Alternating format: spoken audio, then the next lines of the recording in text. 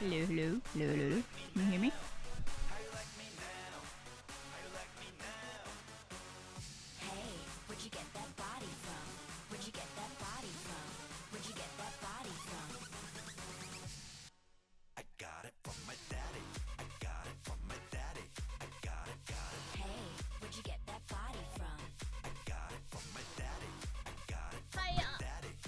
Oh my god. Hey, where'd you get that body from? Hi.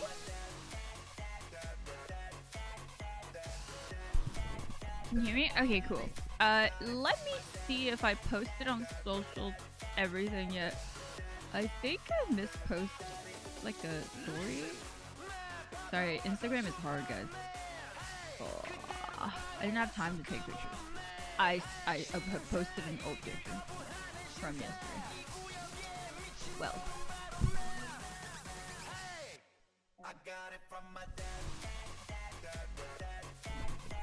You can't hear me? Is it too loud?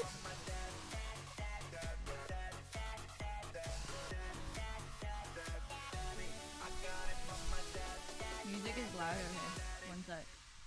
I can adjust it here. I got everything set up. I will also type the questions up onto the thing. Also, I need to just play chill music, to be honest. Okay,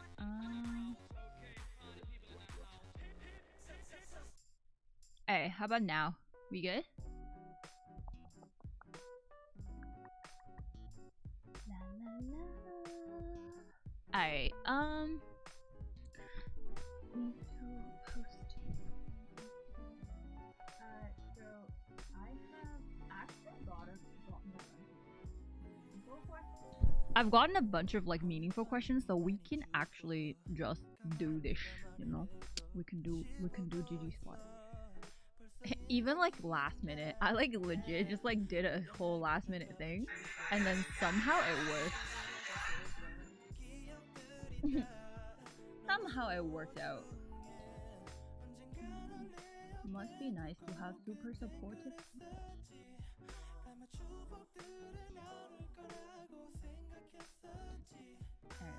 Let me post on Instagram, because if I don't, you know, I've been doing all this Instagram growing for nothing, then, you know, gotta bring people to Twitch. That's the whole point.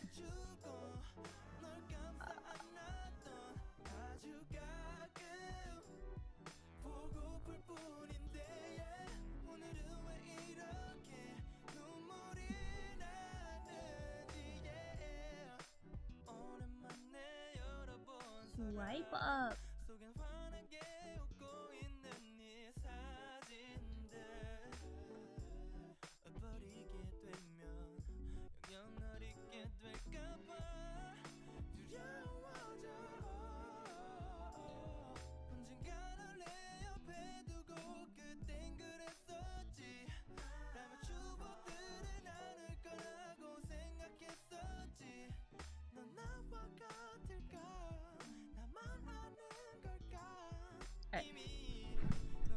We good.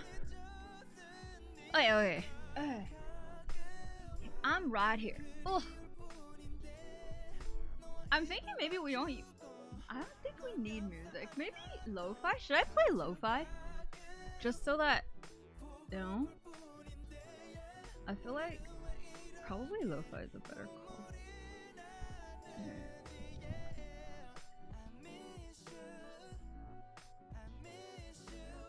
90s R&B? Oh my god.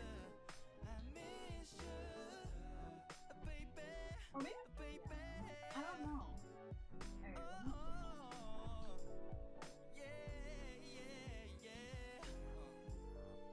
Dude, there is a playlist called Lo-Fi Weed Smoke. And there's like a song called Sex for Breakfast too. Kevin Colchard, X1000. Play R. Kelly to get in the mood. Let's not. Thank you for the 1,000 bits. Okay, that's better. That's less distracting. Especially when we're focusing on talking. I'd rather have like something that doesn't have lyrics. Alright.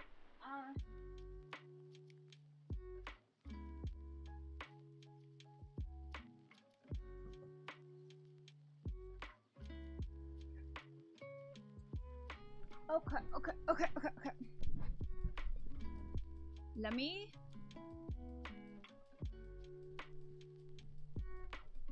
So I have your questions all pulled up on my computer.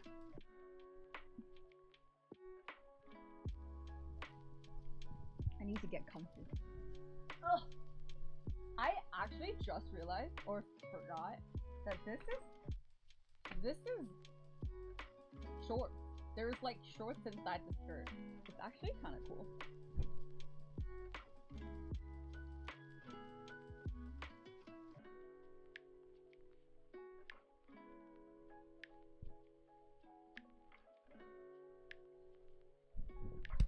Yeah, so like, when I wore it, I was like, oh, there's shorts inside? Hell yeah!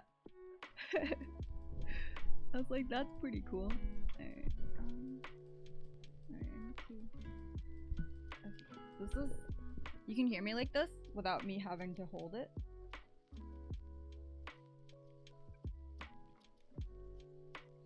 Hey. Alright, let me say hi real quickly. Hi, Gear. Hi, David. Wait, like, it already refreshed? Oh, there's a bunch of other chat that I can't see. We don't have to mute follow alert anymore, I think. Teddy! Welcome back for 26 months of T3. I just saw it because in my intro screen, the alerts are not loaded, but I should probably load it. Hi, Kip. Hi, Crizzle. Hi, Doug. Hi, Crocatox.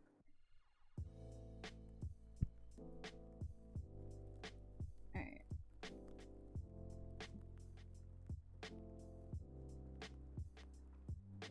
Hi, Anunnaki. Hi, Hakdaman. Hi, Jason.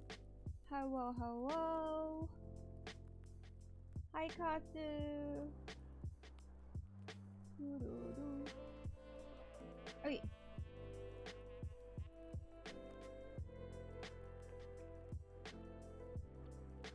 Hi, Kevin. Hi, other Kevin. Damn, how many Kevins here? Hi, Dave. Hi, Angus.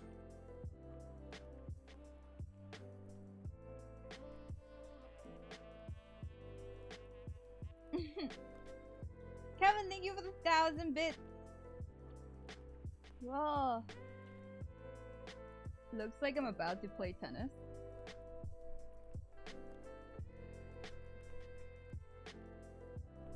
Oh, I don't think this is the brightest. Alexa, turn my lights to 100%. Oh, it is 100%? Alright, well. Looks to be brighter, but I don't know what happened.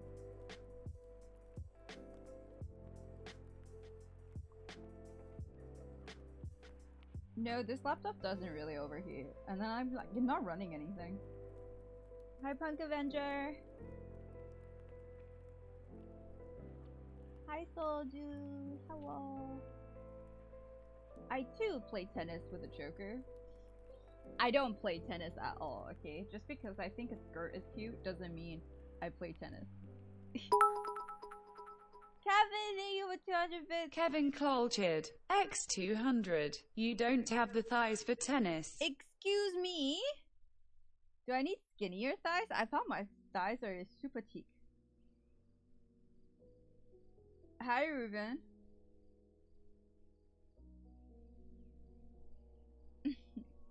Alright.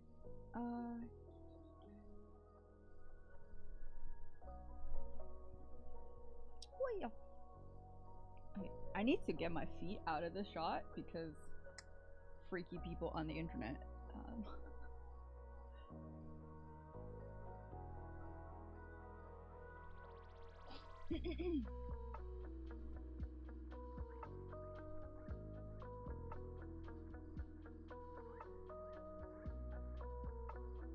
Alright.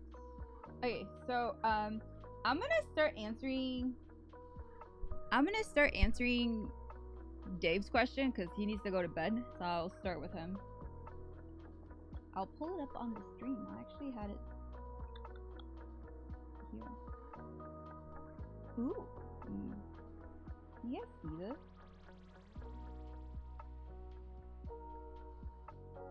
I should close that.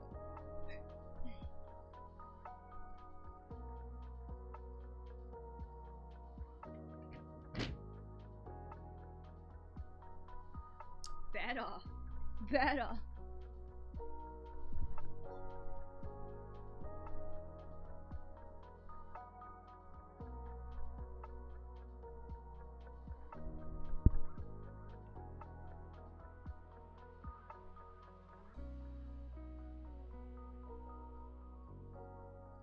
I think I need my stream to be brighter.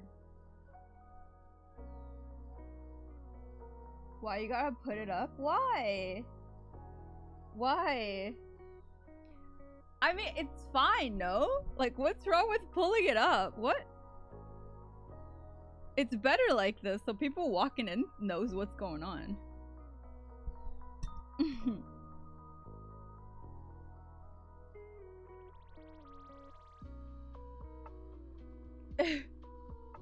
You know? I need this to be slightly brighter. Okay. Oh yeah, that's why it's not bright.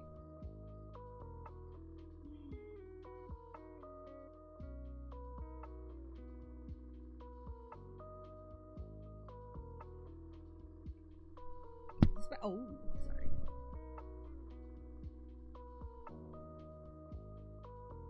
Yeah, that's better.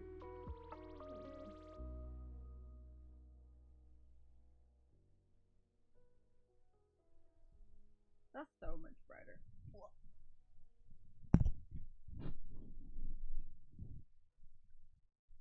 I kind of want something to hold my, like, computer. Oh, it's okay. This will do.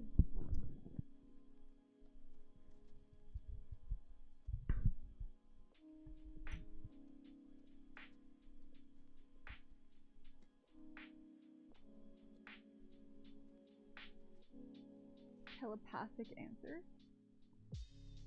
Alright.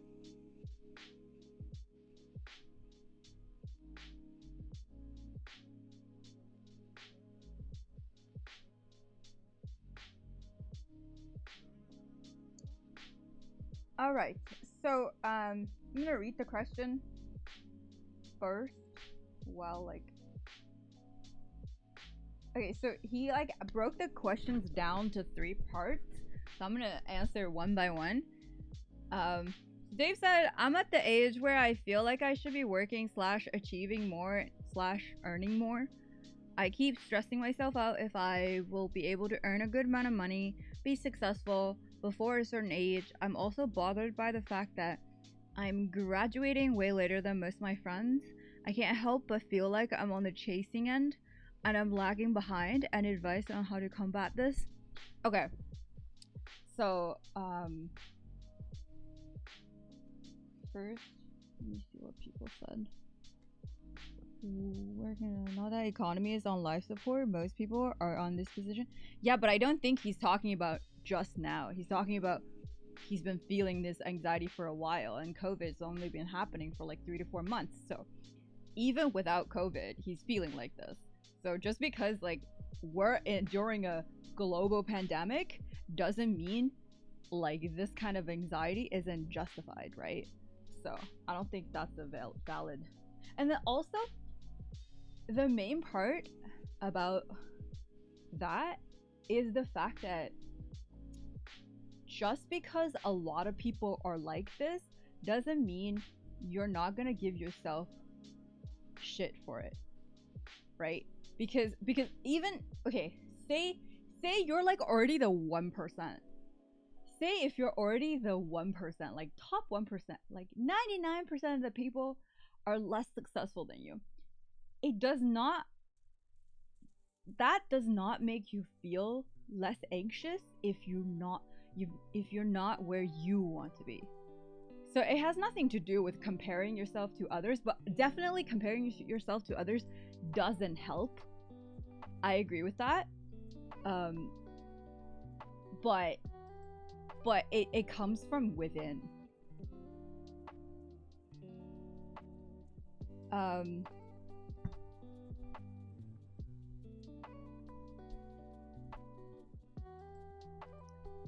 So I wanna start by saying you have to realize, I don't know how old you are, Dave. You have to realize that despite what you see in social media or everywhere else, because a lot of the times like you see like all these people being super successful, and it seems like they have their shit together, and they're like even younger than you, right? But most of the people, like pretty much everybody, except for the ones that are being reported on because they're so successful at a young age, yeah, it's like 0.00001% of people. Everybody else in their 20s is struggling. It doesn't look like it because everywhere where you look, it seems like people aren't struggling, but that's like, you don't know that. Right? And it has nothing to do with like COVID. I'm not talking about that, but also the fact that everybody's experiencing anxiety, but it's almost like difficult for anyone to talk about it. Plus the fact that our 20s is easily the 10 years that you're gonna use to try to get good at something. And we're gonna pretty much fail at everything we do. Most people Joker do. Beerheads Chid, X207.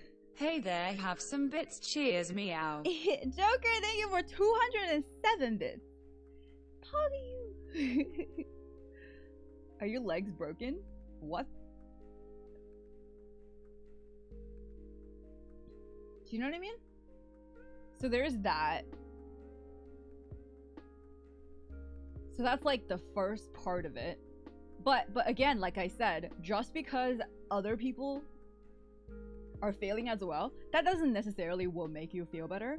But more in the sense that I want you to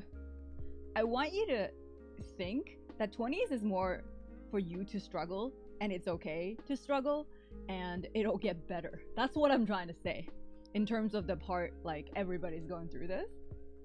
Hi Dumba. And then on the other part, the part where you said you're like, yeah, well, you're low-key comparing yourself.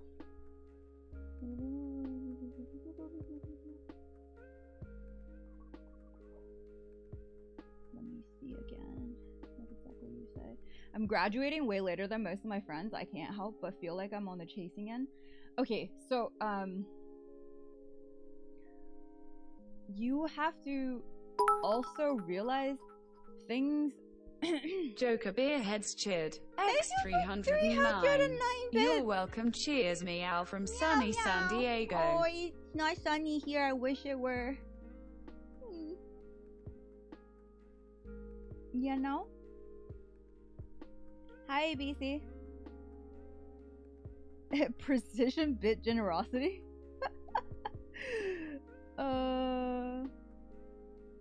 And okay, so what was I saying? Oh my god, I lost my train of thought. What was the last thing I said? Fuck. This is like, yeah.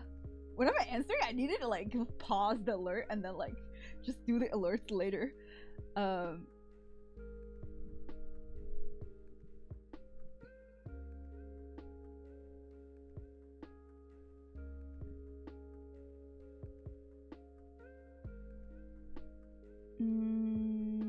We can do that. Let me see. Okay. So yeah, so okay, we're talking about the chasing things. You need to accept things just are. it's almost the same as accepting that you're not going to be able to change your height or ethnicity or your parents. I think acceptance of things being out of your control is the biggest relief you can give to yourself. And that's something I'm still working on. Don't get me wrong.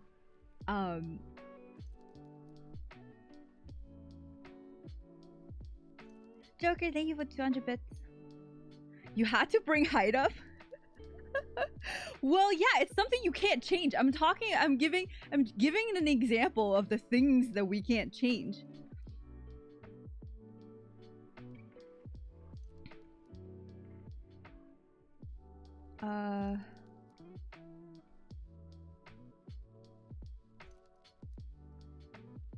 Insults.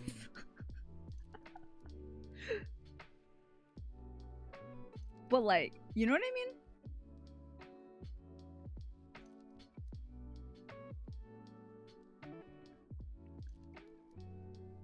And I don't know, like, we all know the bullshit about like everybody has their own journey, and obviously we all have different progress at different times, and it doesn't matter when you achieve, as long as you keep trying, like you're gonna like achieve and stuff like that. We all know, right? I don't think giving me that, like, when I received that piece of advice, it necessarily helped me, so I'm not gonna give you that.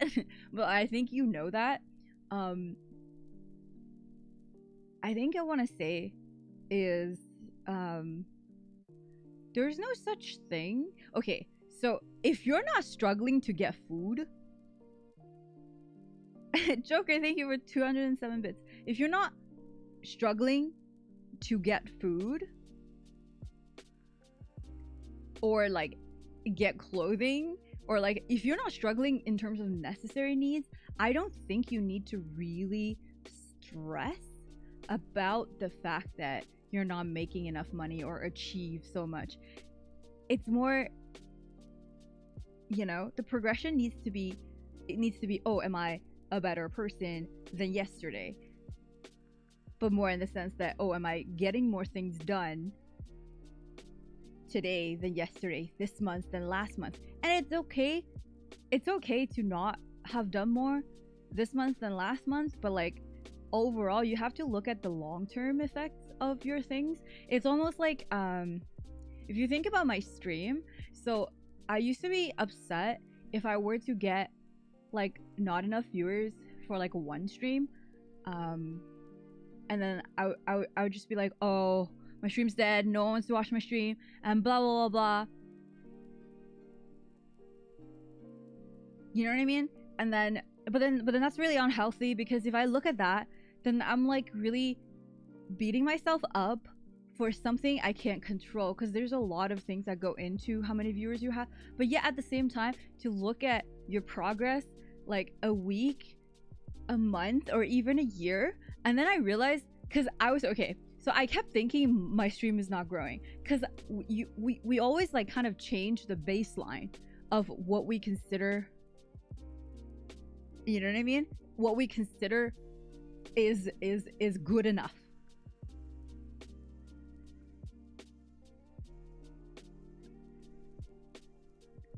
And because we adjust this baseline, like I'll give you a very, very like, I guess, concrete analogy, is that we don't notice our progress, or if we feel like we're not achieving enough, because we don't usually measure ourselves to the original where you started. Do you know what I mean? And then you're kind of, because you kept on improving and you kept on adjusting your baseline, you kept on adjusting your baseline to what you've already achieved, and you don't consider that an achievement. And that's what I did with viewers, like, you know, like 2 viewers, and then like if I say if I grinded my way up to 50 viewers and one day I get 45, and I am upset about that, right? Versus, and then but then like I don't think about the fact that like I started from zero,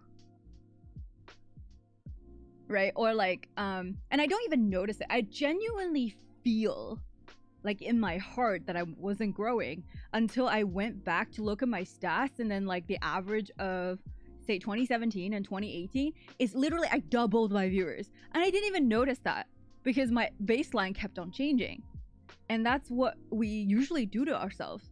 And then as anybody who is ambitious with their life will do so, but then it will be detrimental to your own psyche because you're too hard on yourself. Do you know what I mean? So you kind of have to like notice all these things that you're doing to yourself that's kind of like not just bad for your psyche, but also just wrong. because I genuinely felt like, oh, my stream's not growing, I'm probably the same as like I was like a year ago. But really, if you look at the actual concrete stats, it's not at all. And also like you not only adjust your baseline to what you have achieved, you kind of adjust your baseline to people that you aspire to or the kind of number that you want. So, and that's bad because that's one of the reasons I stopped being a goal-oriented person, because I always see myself as not there instead of improving. And that's why like when you said, oh yeah, I don't feel successful, I don't feel achieved, I don't make enough money, I haven't achieved enough, and all those things are because your baseline kept on changing to something that isn't really based on your own progression, but the fact that what you wanted it to be, right? Like you're basically giving yourself a bunch of should instead of just accepting or looking at the data like objectively.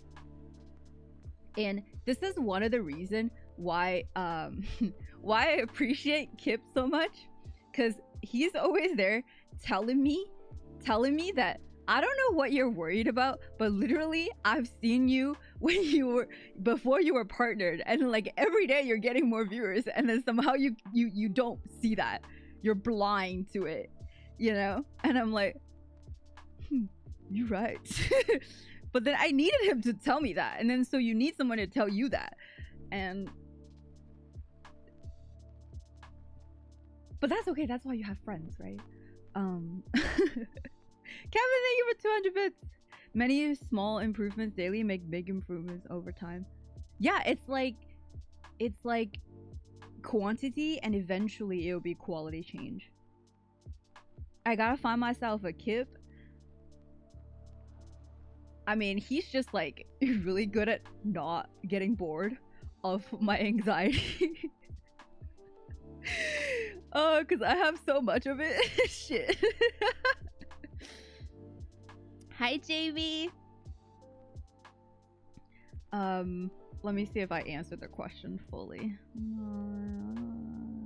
Yeah, so there isn't something as lagging behind, because we often don't realize that we're setting unrealistic goals to ourselves. And then the thing is also, like, when you're setting a goal, a lot of times we're not really setting specific goals, because there's one thing, like, it's okay to set a specific goal at a specific time and feel like, and realistic ones, and feel like I could realistically achieve this if I did so and so and so and so.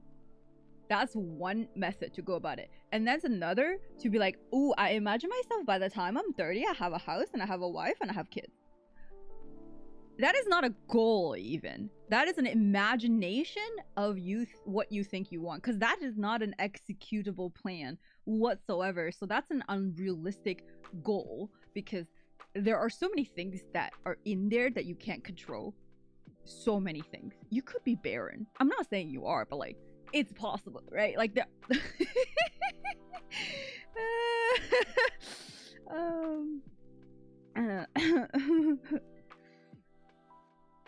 Hi, Bunny Bear.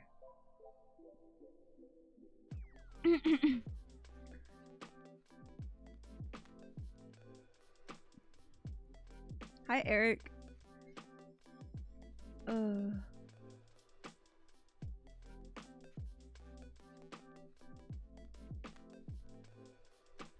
Why is it not?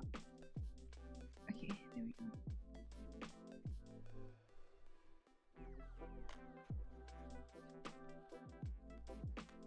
Okay, so I answered your first question? Because I need you guys to be like satisfied with like if there's anything I didn't touch on, you need to tell me. Or like if there's anything that wasn't clear in terms of what I said.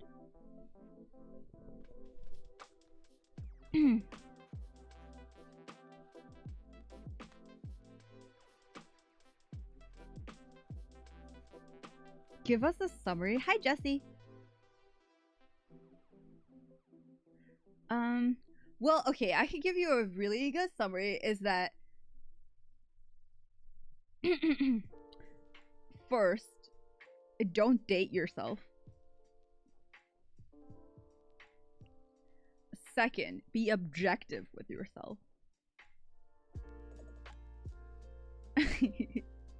And third, find yourself a kip.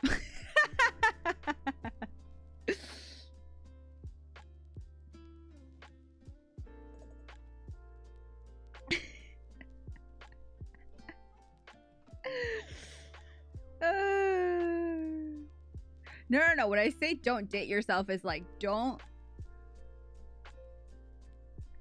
put like a date or like don't put yourself in a time frame. I don't think that's healthy unless the time frame is used for executable plans. Like set a goal that cannot be executed with a lot of things that are in your control is just bad. It's just bad for your psyche. It's like never, it's gonna be like you're gonna feel defeated all the time because you can't, like there's too many things you can't control, right? Like executable plans, for example, it would be like wake up at a certain time.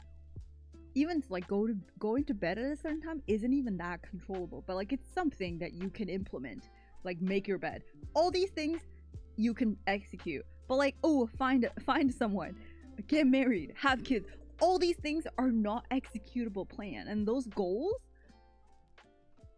are gonna make you feel like, oh, I'm not doing this yet, so my life is in shambles. You know? Are you racist against left hand? Only on weekends.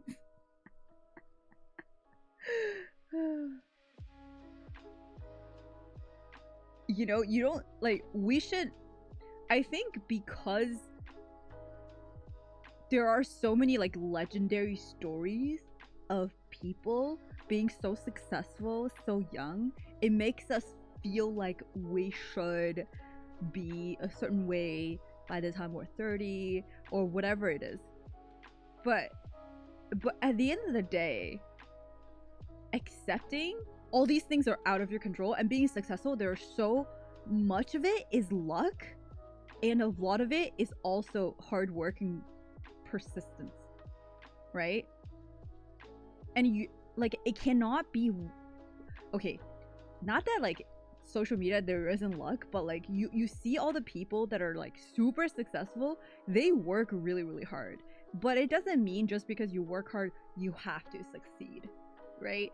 So there's so many things, so many factors that go into what's called like success, and we need to be realistic about things that can be achieved and then things that are within our control to do.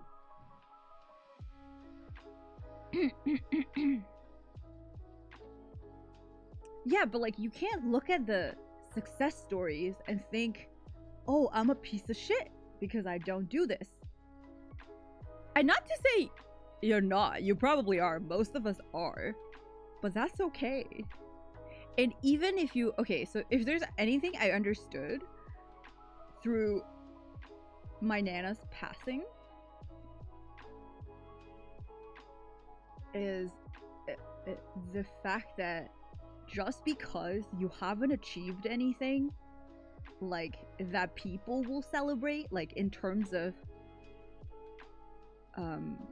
like a social status, socioeconomic status, or whatever it is, the things people can celebrate doesn't mean you have not left an impact on people that you can influence, right? And that's something you can control.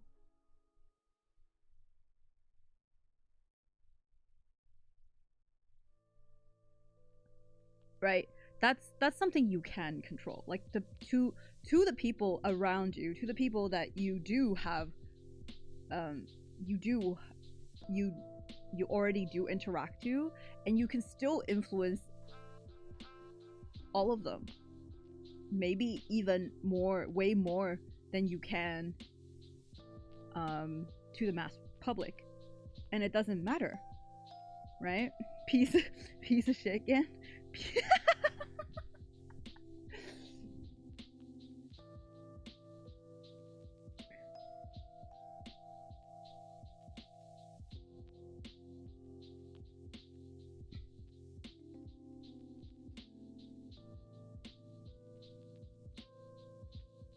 Okay, so that's the first question. Have I thoroughly answered you?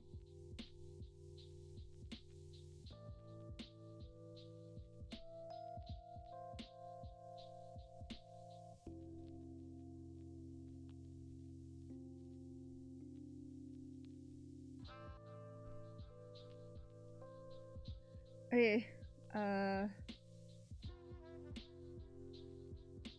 okay, you actually typed more than 3 questions. Let me, because I'm controlling my computer from my Mac, so that's why it's like gonna be a little bit slower, and I need to format it so people can actually see. Okay, it's gonna be weird. Okay. Huh.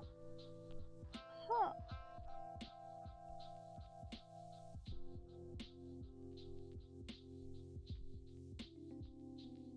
Paste.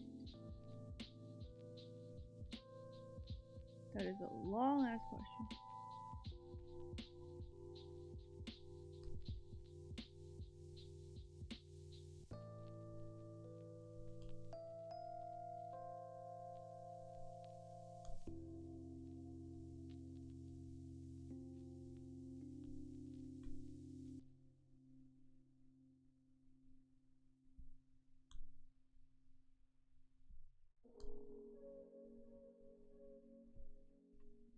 Okay. Okay. So let's read it. And also, maybe a more important question is, what advice do you have for a fresh grad looking for work? It's gonna be a shitty year this year and next year for people to look for work, and it'll be tough to land a job. Anything I should be keeping my eyes out for, any way that can be put me ahead of competitors? Okay. Right.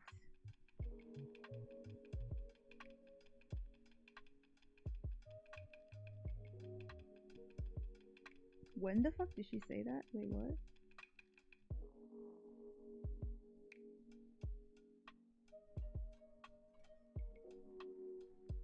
Okay, I'm gonna have to like make this font bigger over there because it's like hard to reach out. Maybe I reach out here. Never mind. I'm gonna just read it here.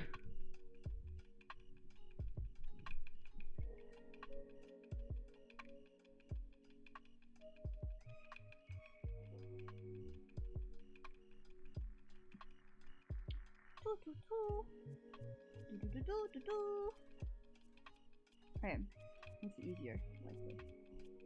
Alright, so I'm just gonna put this on OBS only. Alright.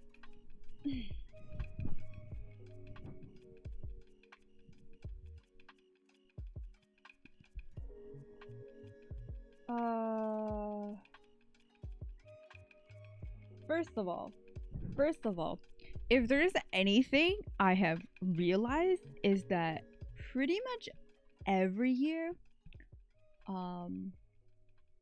ever since ever,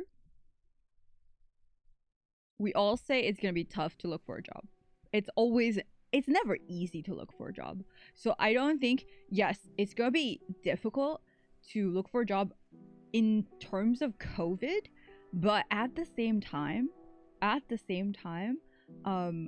see it as an opportunity, not like after when COVID is over, obviously.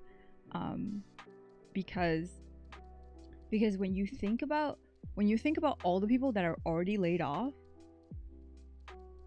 the companies are gonna need to hire people, and between new people to hire versus like, I'm not talking about like the people that are already in furlough. I'm talking about like if people are already laid off because of what's going on, companies usually hire more people that are new and cheap versus hiring the old skilled workers. Do you know what I mean? So first of all, don't see it as like, oh, it's gonna be so difficult for me to look for a job. I think it's a lot tougher for people that are old. A lot tougher, that are like laid off. Like for fresh graduates, it's always been kind of the same, because people always want to pay for cheap labor, and you, by being a fresh grad, you're by definition a cheap labor, and don't ever worry about that.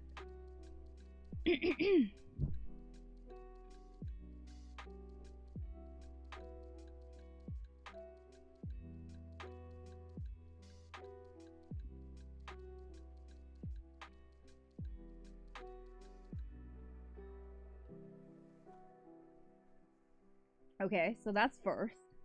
And then second, I guess like this will go for same as ABC and Dave. In terms of looking for a job, I have always kind of thought that just by sending in your resume have always been a really not great way to look for a job. And that's how, like, I legit never got a job from sending in resumes. Like, not one. Not a single one.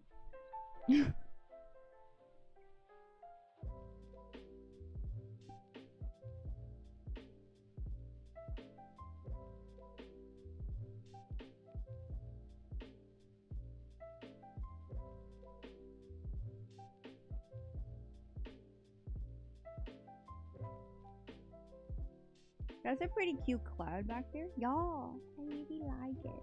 I like that pillow. Hi Skiller.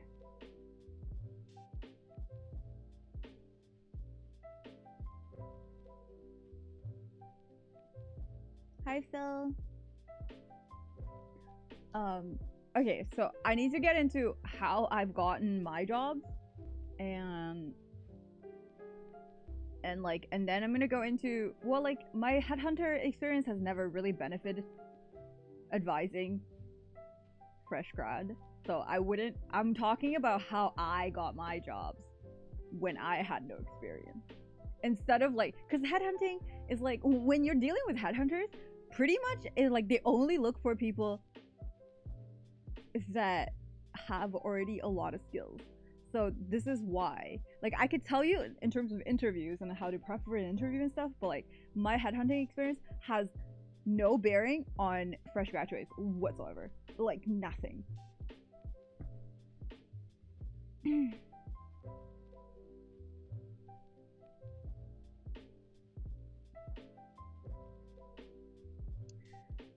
You young and strong, if you get your dream programming job, you could work for something more essential for a year or two, save some money, find your programming job elsewhere, and you could say you fin.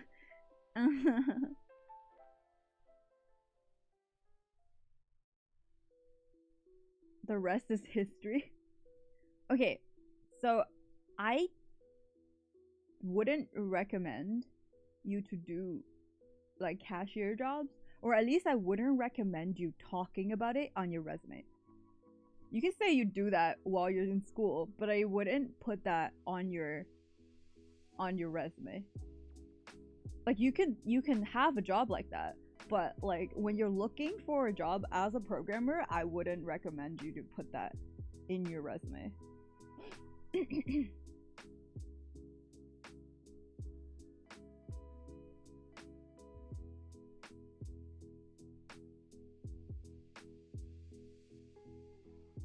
Unless they ask you. Hi, Cray. I mean, even if they ask you, I don't think it's something that's relevant. I don't think they would even ask. That's the main thing, because they don't really care. It's not really relevant.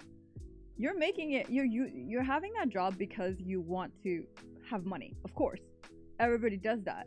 But if you graduated and you're working as, like, say, a cashier or whatever, there's no shame in that.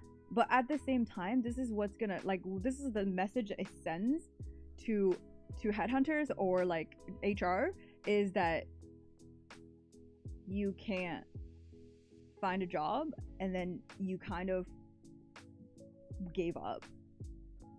I don't think it's true, but that's what they're gonna think. So I wouldn't talk about it.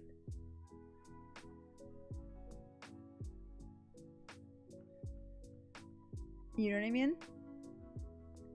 And then so it's better to like get certifications. That would be like a good one, because I remember Kip was talking about how in the States certification is more important than the degree. So when you're looking for a job, it's a lot better to say that, hey, I'm working on this certification, instead of like, oh, I'm working at 7-Eleven. Again, no shame in working at 7-Eleven, but I just wouldn't talk about it.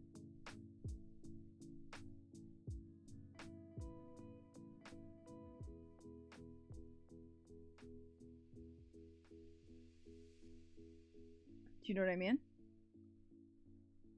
So there's that.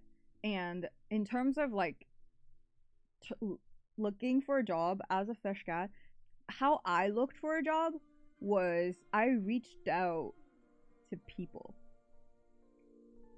Like, people I know, people I don't know, and I just, like, I showed up for interview where I wasn't booked. Done that. Because I know for sure, like, okay, also I didn't have a great resume when I graduated. Also, like, at my end of the, like, my cumulative, my CGPA wasn't the best either. Okay, so like, on paper I was not a great candidate to by any means. So I needed to eliminate the risk by letting them meet me, and once they see me, they'll be like, oh, because the jobs I was applying for isn't like, because I was never technical, so it doesn't matter my grades. But then obviously when people see like two resumes and one person has better grades, they're gonna prefer that person versus somebody that can offer the soft skills, and then you can't see the soft skills, you know? Akuba, welcome back for 2 months. Okaeri, Oni-chan. You know how many heads hunted? I think I had like 60 people. Like, I had like a 30 something contractors, and I had like yeah, it was a lot.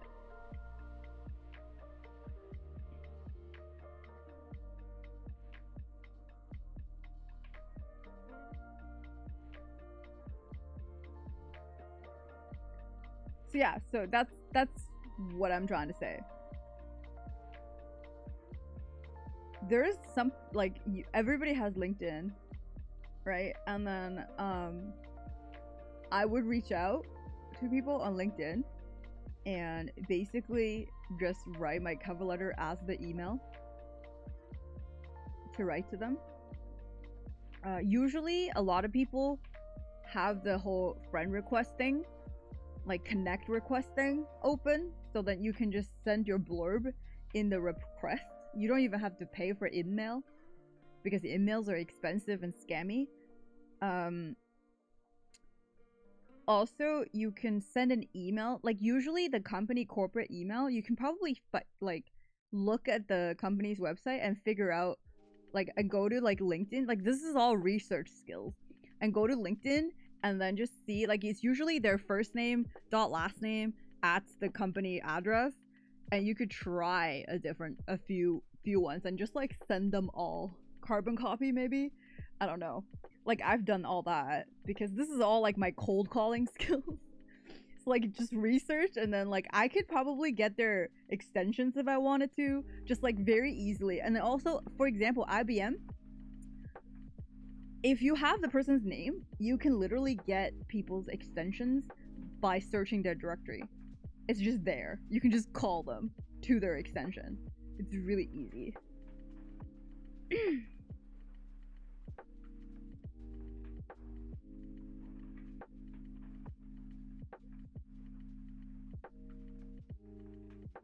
What is a headhunter? It's a recruiter.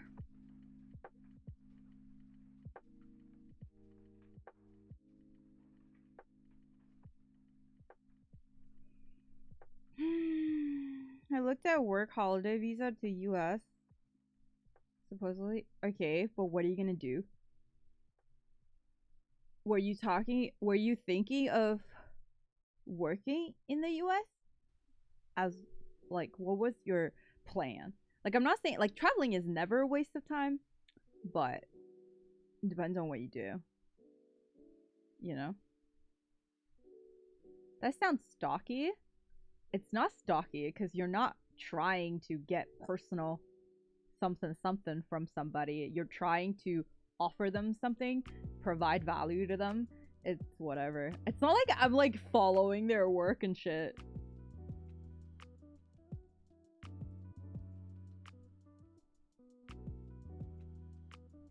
A friend in HR told me that some job websites tell employers how many companies you had applied, but you don't apply in one website though. Hi, Demos. Yeah. So yeah.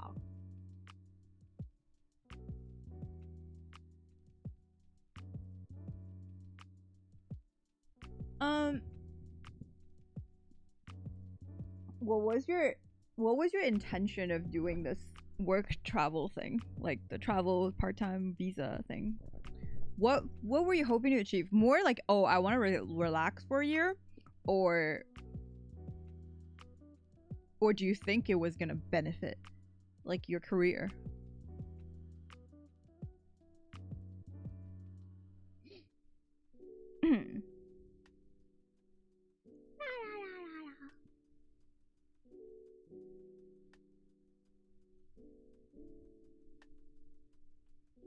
Hi, Gear.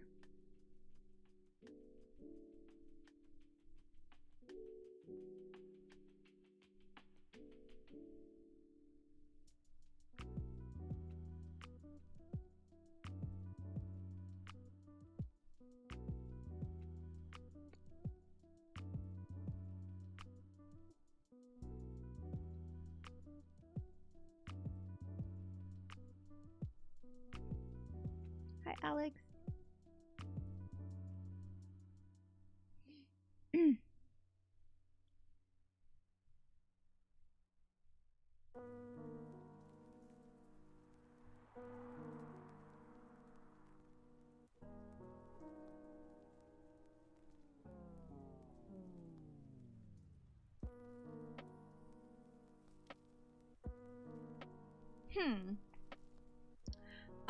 Okay, so okay, first of all, if you're trying to see the world, I think that's a great idea.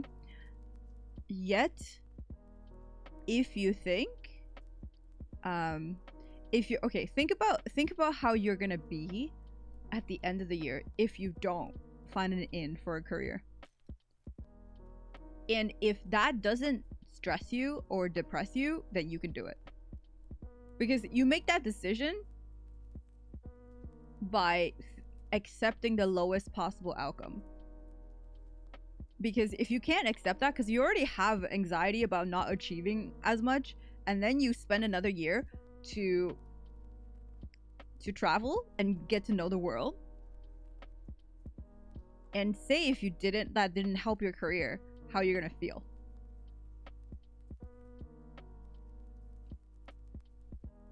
Hi, Wayne. Good luck. Good luck cutting your hair, bro. Right? If you can accept the lowest possible outcome, and you still think it's worth it, go for it. Definitely. Like, traveling is never a bad idea. It's just like whether or not you're gonna bring unnecessary anxiety to yourself later in time is what I'm trying to prevent you from doing. Do you know what I mean?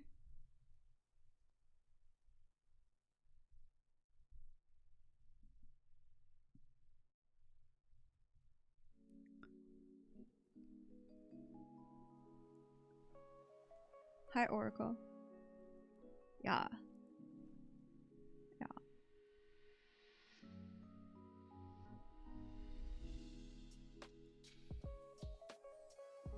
So that's like a big one. If you can accept the outcome, if like you cannot make a decision, you cannot make a decision on anything based on the best possible outcome, because it's not gonna happen. Most likely, just won't happen. Right? You can't start being a streamer thinking I'm gonna be Shroud, right? Like, it's just like, oh, maybe I'll be lucky, I'll be Shroud. You're not gonna be Shroud. There's only one Shroud. It's done. It's over. Like, you don't, like, and then if you can accept the worst possible outcome, this is why, like, when people were like, well, should I start streaming? I was like, you should if you think it's not a waste of time, if you never go anywhere. And that's the only way I would suggest anybody to come into streaming at all.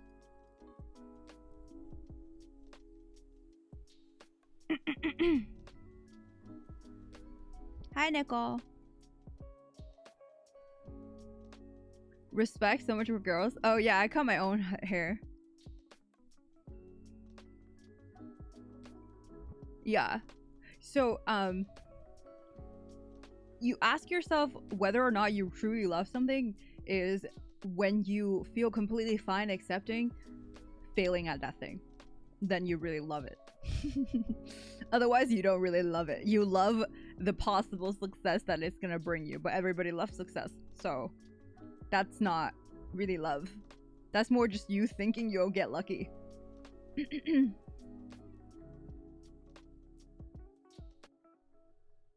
I guess I really love my girlfriend. No, I'm bold. I know what I love, and that's food. Yeah, I'm willing to be fat while eating food. I really love food. You know what I mean? That's like that's like the ultimate test. All right. Yeah, so in short, in summary of the question, like here. Crocodile, thank you for gifting Neko a sub. Fuck you. Can I get some hype in chat, please? Sorry, we're just like muting alerts. I'm still reading it, but like when I am in the middle of a thought, I don't want to be interrupted. That's why. Appreciate the sub though. Yeah.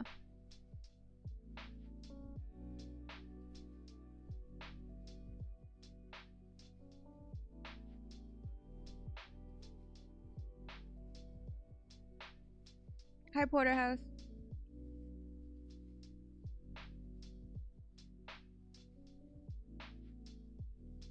Hi, Zirhan.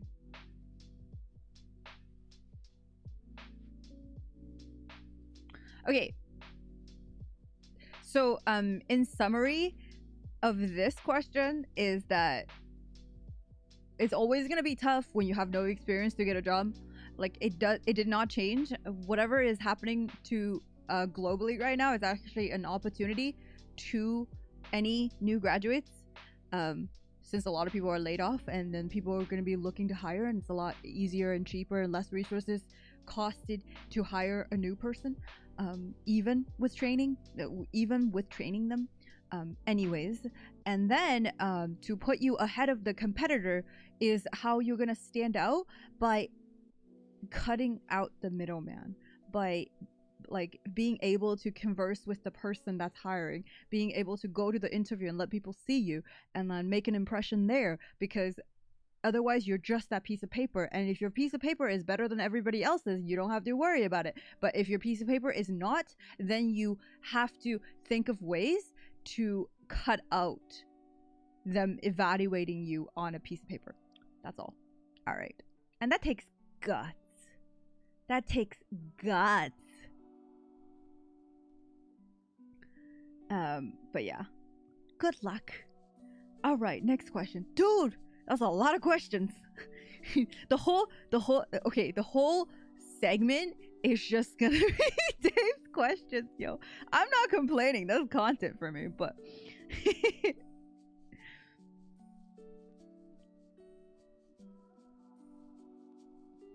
Baby bear, hello. All right, next one.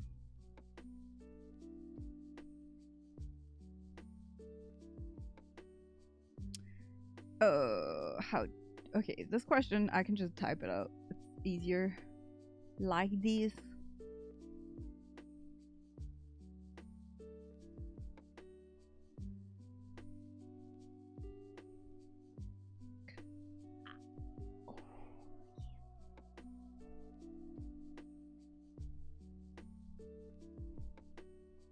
Oh.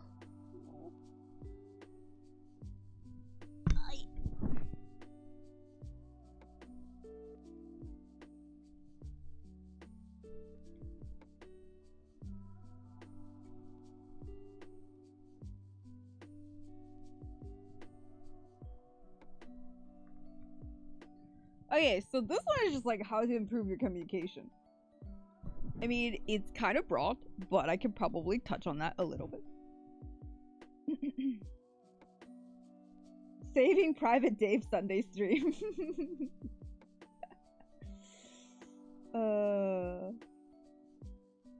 Hi, SDK.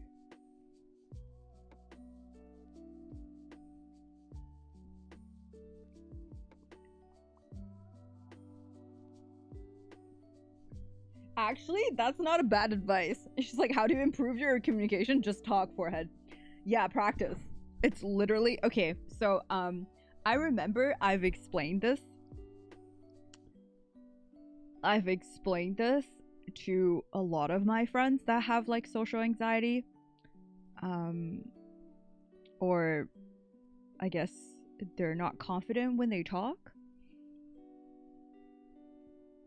But at the end of the day, you know how when you learn a new language, which you speak quite a few, Dave, so I don't think you have any problem with that.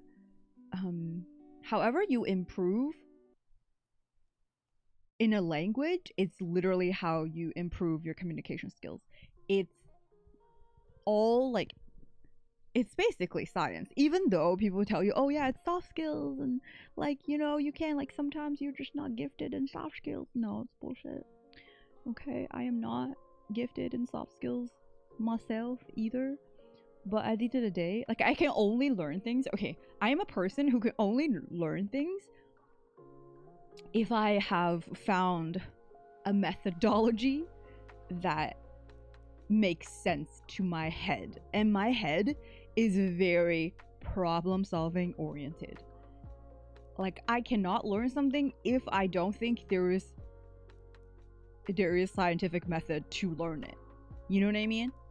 So trust me when I say communication skills is as learning a new language. It's literally practice, practice, practice. And it's more just like you feel like whenever you're learning something, it's more like, okay, the communication practice or soft skill practice comes at a price. And that's why it's more nerve-wracking. And that's why people don't tend to spend a lot of time practice, because you feel like you only have one chance and it ended up not taking that chance, versus like learning math, right? Like you practice the equation, so eventually you remember the equation and it makes sense to you and blah. But communication is the same, except it comes at a price, because there's a social cost. Because if people think you're a dumb idiot, you feel like then you're fucked, then you're an actual dumb idiot. But the thing is, people don't care.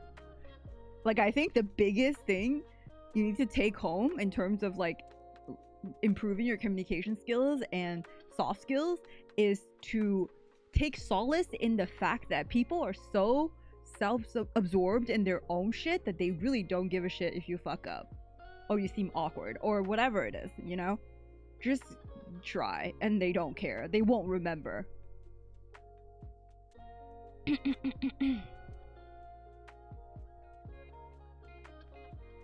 Where I was crap at math, so I'm done.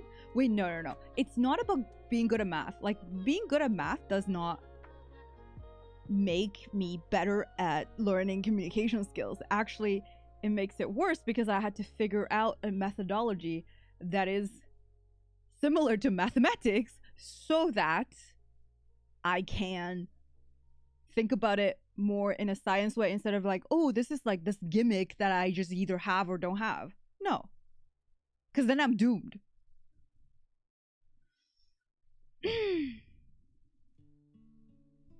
Hi, Malcolm. If you feel like a retard, think about ABC. What?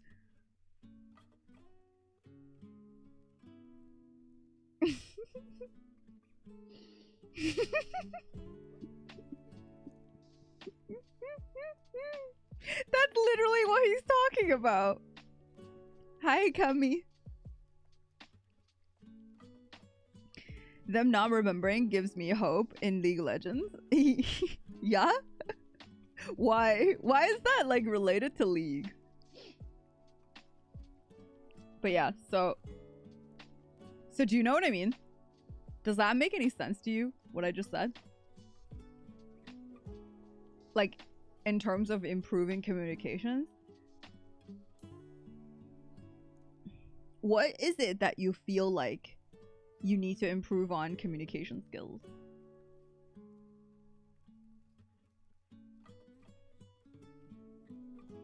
That's what they say, right? Like, there's more than one way to roam. At least that's what they say in Chinese. 条条大路通罗马. Right? What it means is like there's more than one way to roam. Like, as in you can get there. It's just everybody takes a different approach.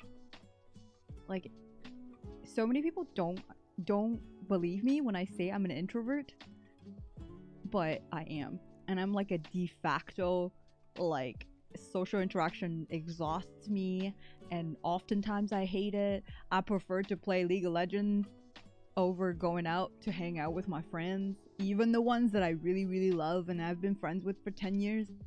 Literally me. But I've trained myself to not hate it.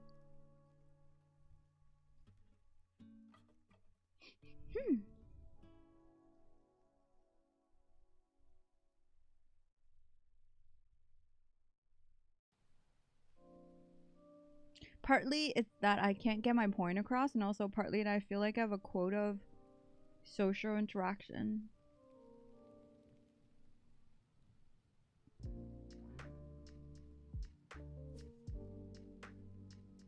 If people forget how bad I am, oh yeah, they do. They don't give a shit. As long as you don't grief, you almost never get reported. Don't AFK, don't grief, you won't get reported. But nowadays, you know, even if you get reported, no one's gonna ban you. It's kind of shitty anyways. Highlight soy sauce. Wasn't listening, can you tell me again? No. Lol, joking. Yeah, oh, so funny. I just feel like partly... Okay. I read that already.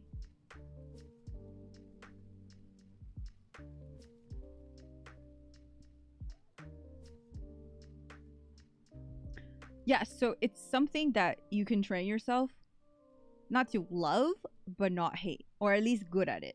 Like, whether or not you like it or not like it is the determination whether or not you're an introvert or an extrovert. But whether or not you're good at social interactions or communicating with people has no bearing on whether or not you're an introvert or extrovert. A lot of people don't understand that, by the way. Because they feel like if you're good at socializing, it must be because you're an extrovert. But that's not true at all. Like, that doesn't have to be true anyway.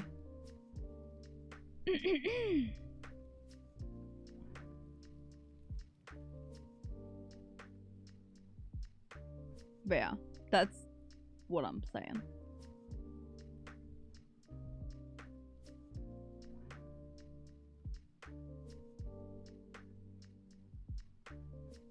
What VOD? What are we talking about? Oh, Oh, the one where he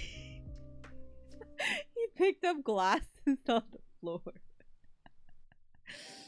Dude. Oh my god.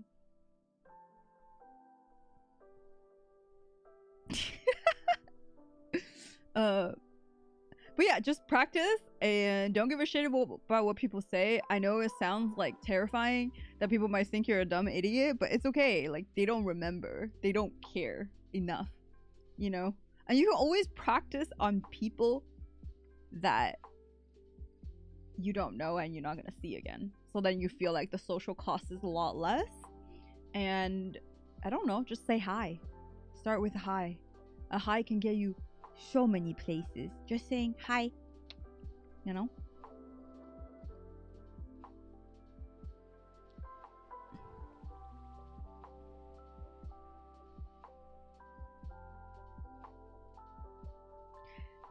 Just remember, people are self-absorbed, self-centered. They don't give a shit about you. They don't care. You know, they don't care if you're not good at socializing. They don't care if you're awkward. Everybody's just like, everyone is trying to find a connection. And, you know, people all appreciate you reach out first and being the person that communicates more. Hello, love. All right, next one. Next one. Oh my god, this is gonna be the one that gets me emotional, I'm sure. I'm sure. Oh my god.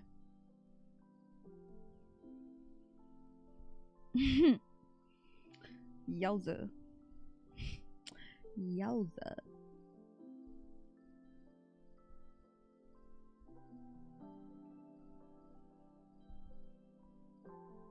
That is so long.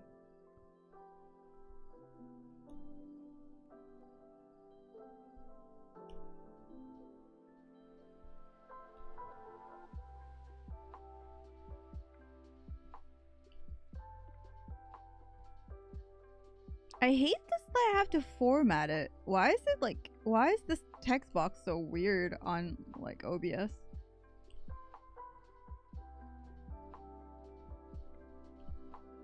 Okay, there we go.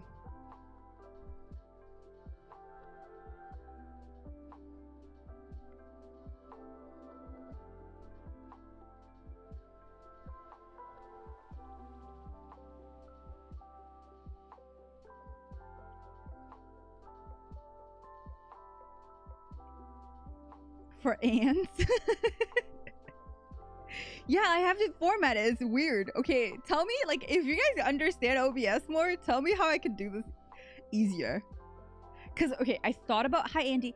I thought about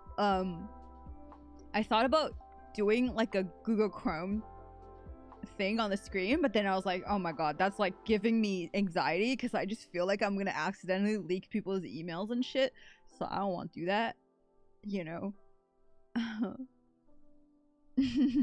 Is this a school for ants? Oh my god. I read yours already.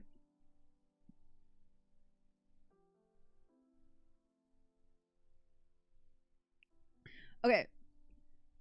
Alright. I'm gonna drink some water, go pee, and I'll come back. You guys can read it first.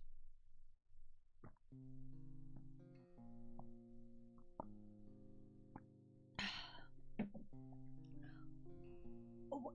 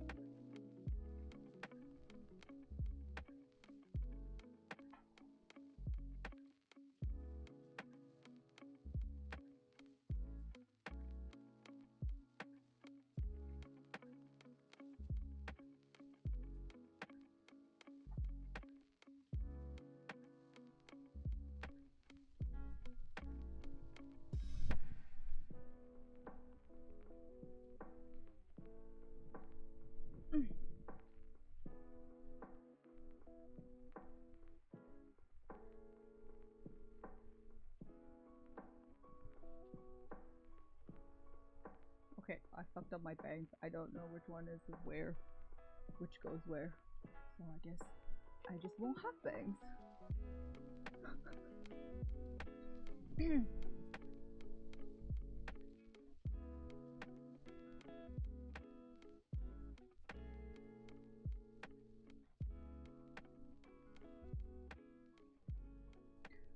Okay.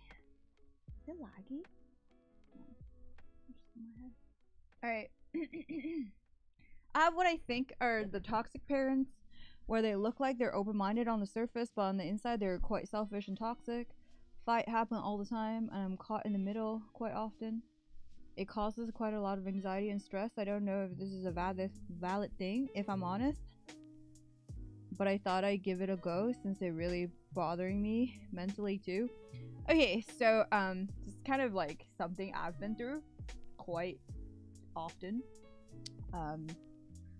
So first thing first is the fact that you have to set boundaries to your parents, and this is something I do very badly. I just know I know what I'm supposed to do, but I don't do it. So do as I say, not as I do, okay?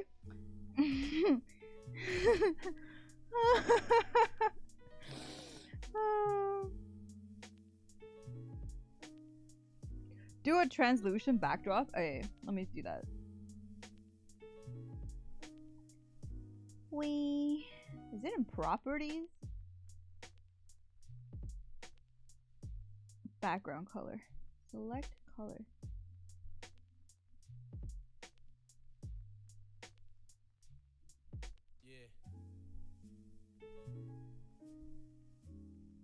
Wait, there's no color.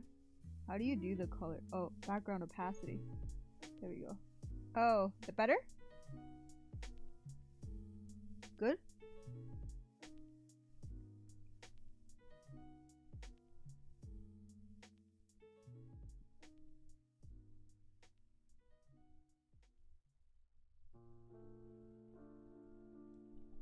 Make it more opaque.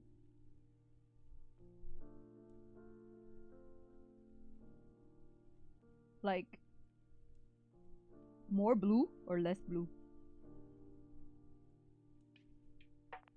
More translucent or less?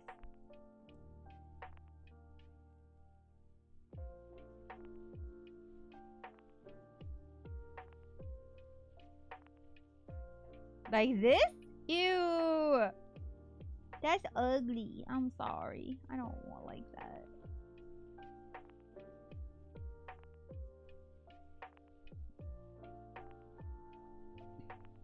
That's fucking ugly. I need to select another color. Maybe purple. Hey, I like this. Yo, I like this. A lot more. Purple, it goes with my theme. I'm wearing this color.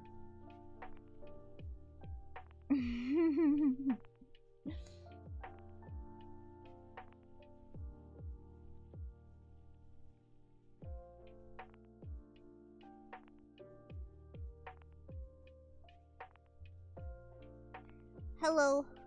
Alright, so in terms of this, like I said, do as I say, not as I do, because I don't know. My relationship with my parents are very, very toxic.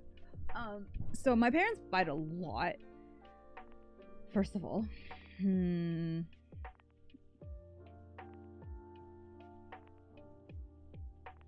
My parents fight a lot, and you need to think about the fact that you need to set boundaries. If they put you in between, it's not good. And then for the first time in my life, I actually stood up for myself in front of my mom. So this is something you can do, but I'm not saying like, because everybody's different and all the parents accept different things. And like, because I always feel like my mom is gonna feel like I abandoned her if I don't help her or be there for her, or like be there for her in her definition, even though I feel like I am.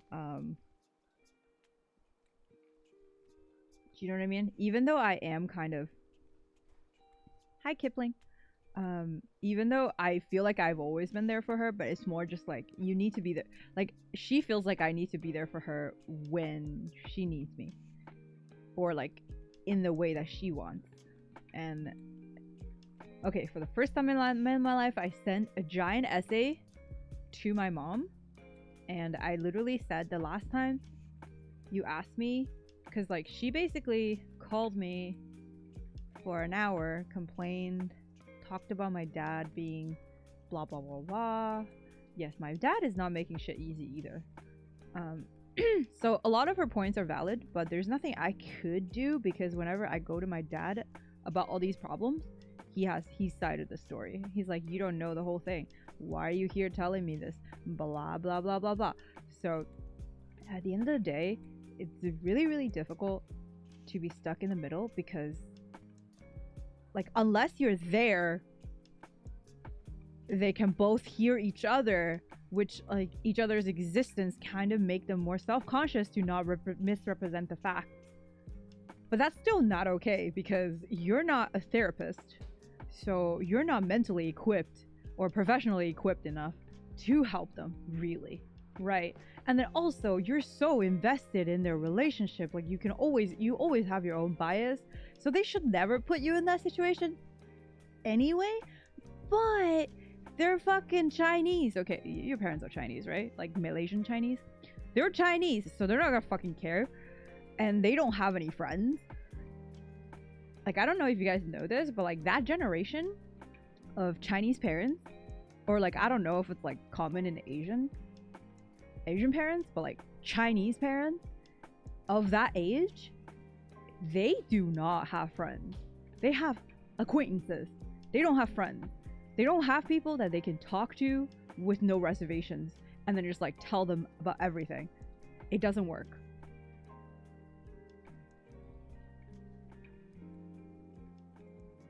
Hi, what's you wonder?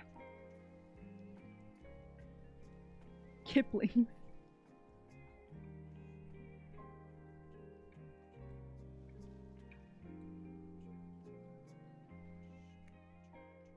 Right? So they don't have friends, and then you feel like you need to be there for them because they don't have friends.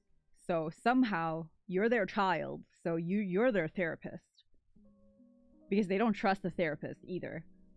Not that you can trust therapists, like it's not a very mature profession in Asia anyway, so like obviously I understand why they don't trust it, but you know, like it's so bad, it's not a situation you can change, because it's hard enough for an adult our age to even make a close friend, to be honest. Like if you're 16, you can still make friends. If you're in college, you can still make friends. Once you graduate, it's like really hard, okay? Like from workplace, yes, but then do you really make intimate friends, like friends that you can share everything with? You kind of like, at some point that stops. So whenever you find someone that you can be friends with, like you hold on tight to that connection, right? Of course. But for their age, it's fucked. It's screwed. They're never gonna make a new friend, and when they do make a friend, they're not gonna be like close to them at all.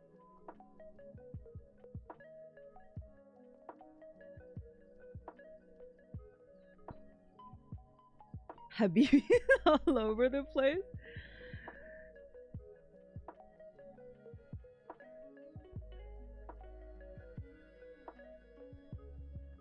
And yeah, so at the end of the day, we need to think about, but it's not your fault they don't have friends. It's fucking harsh to say, but really, you're not responsible for their emotional baggage. You already are fucked up in your own way because of their emotional baggage. You know what I mean?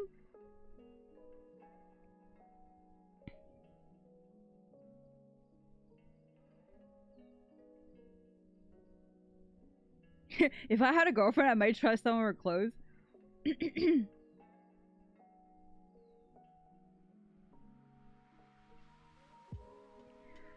Right?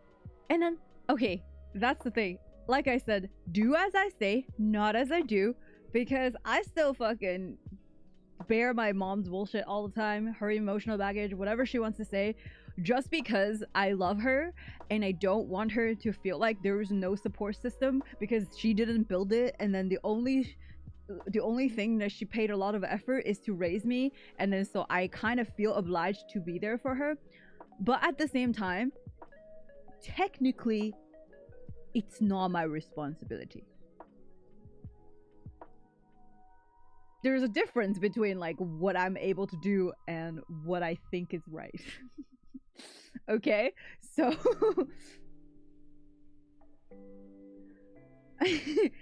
hi Nana. You know what I mean?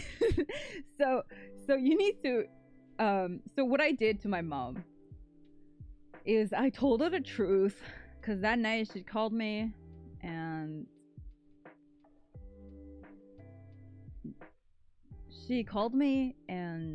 asked me to call my dad, which I did. But eventually, like, calling my dad never yielded anything. It didn't. It just made me feel like shit, because they obviously put me in the middle, and then I don't have information to say who's right or wrong. And then even if I did, what does it matter?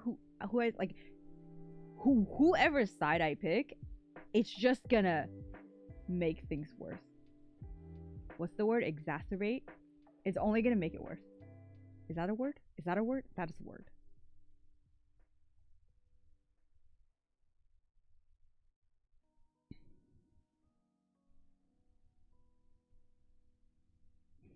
Damn, Jamie. 60 plus. Yeah, you're like toilet bowl right in the middle. And yeah, so then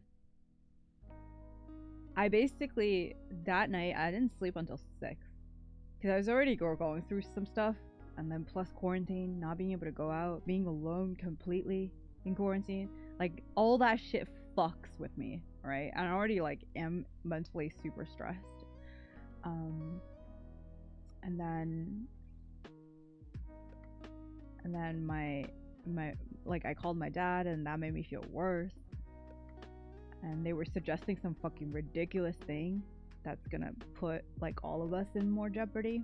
That's like more of a business thing. I don't want to just like talk about it here, but eventually it's just like a shit show. And I didn't sleep until 6, and I woke up at 10, and then I slept for 4 hours, and I was just like feeling crap. And then I still streamed that day and stuff, but like I was having a bad day.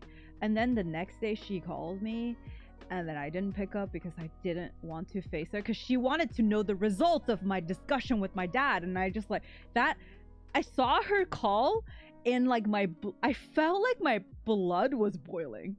Like I was like, I'm gonna goddamn get so stressed that it's never I'm gonna go so stressed I'm gonna have a heart attack. That's how I feel, you know? And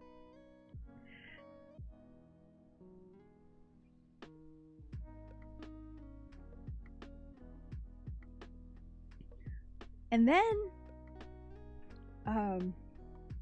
so I didn't pick her call, and I ended up writing a really long thing to my mom, basically saying that, okay, here's what happened. I ended up not sleeping until 6, and I can't really handle it because right now, like, there are things that are stressing me, and like the truth is I cannot help you that way. I told her that you can tell me whatever you want, but I need you to lower the expectations of what I can do about that information, because I don't want her to think that she can't talk to me, because then I'll like, well, probably I should have done that years ago, but I didn't, and then now it's too late. And I don't want her to not talk to me. I feel like at least she let it out, it'll be better, but you know. And then I was like, I want to be there for you, I want to listen, though I don't. But if this is gonna be sustainable, I need you to not put me in between you guys.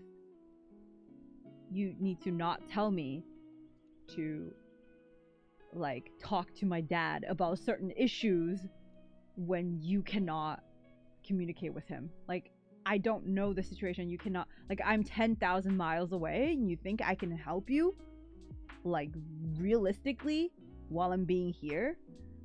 I'm like, no, I can't, right? And so basically what I did, I said all that, and I was like, I feel really bad that I can't be there for you more and I can't help you more, but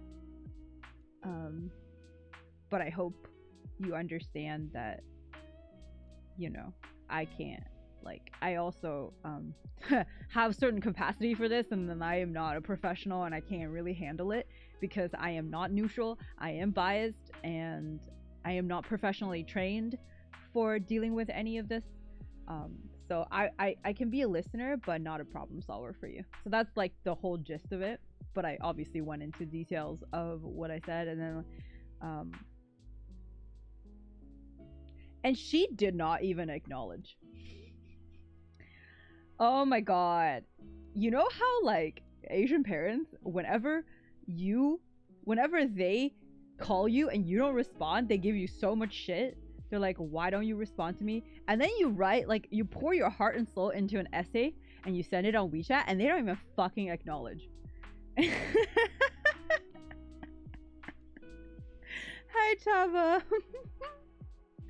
They don't even goddamn acknowledge, okay? A lot of parents' siblings play the...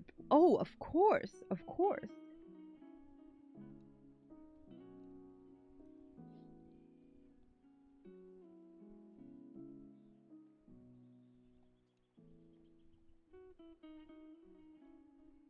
And it wasn't even that. Did you guys ever have, like, a group chat? Like, with your family? And then your mom or your dad is trying to talk to each other, but they're, like, addressing you instead? They're adding you, even though they're trying to talk to the other person, but, like, they're doing it passive-aggressively? Oh my god. Shit, son. That is, like, a shit show.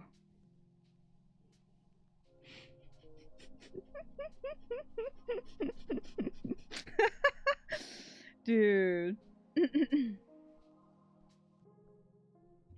Same as the English parents. Oh, yeah? That's funny. Yeah. So then, like, and then she went ahead and guilt tripped me more the next time she talked to me. And she was like, I don't want to burden you. And I felt so bad. And then I realized, like, this is just what moms do. Okay? Like, I realized it's not because she actually genuinely feel like I'm responsible, but, like, that's just what she's gonna do. Right?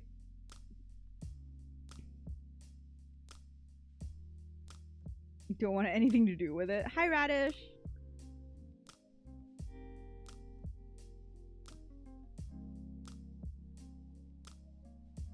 From my experience with Asian parents, it's best to be honest with your feelings and try your best to communicate. No. You can't be honest. They're in so much denial about everything, and then, like, you cannot, like, when you're younger, you didn't know how to be honest, and then now it's too late. You have to lie to them until they pass. Like, honestly, I'm not even kidding. I'm not advising this to anyone, but, like, this is what I'm gonna do, though.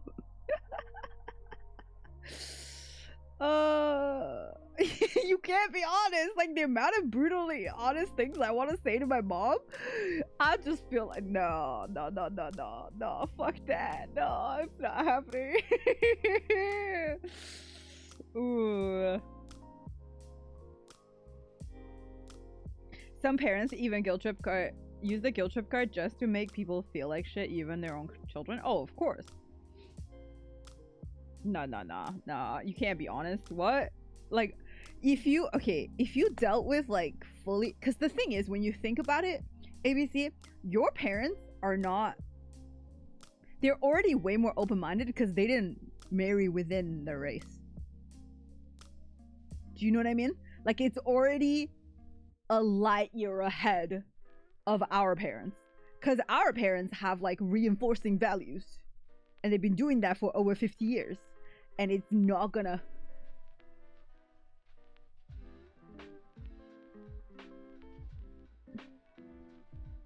Mother's Day was last week. You can always get your mom a gift without the holiday, but just don't make it sound like it was a makeup gift. That seems weird.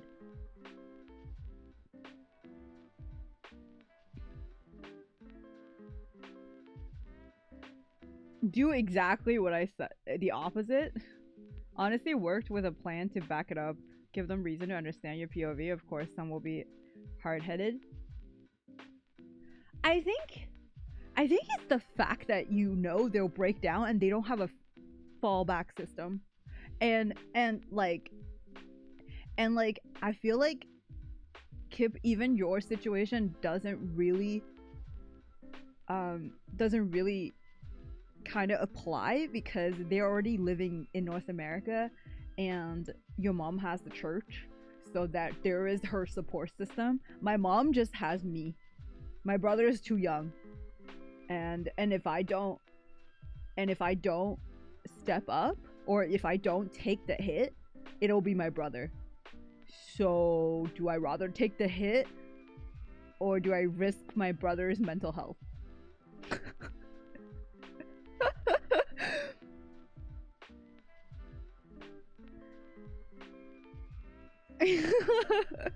You know what I mean? Like,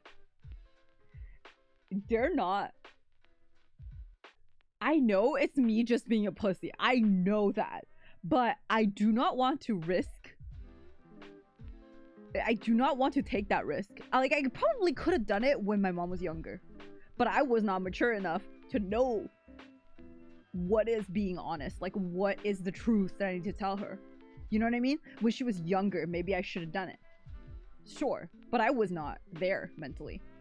And now I'm there, I think it's way too late because I've enabled her for so long already.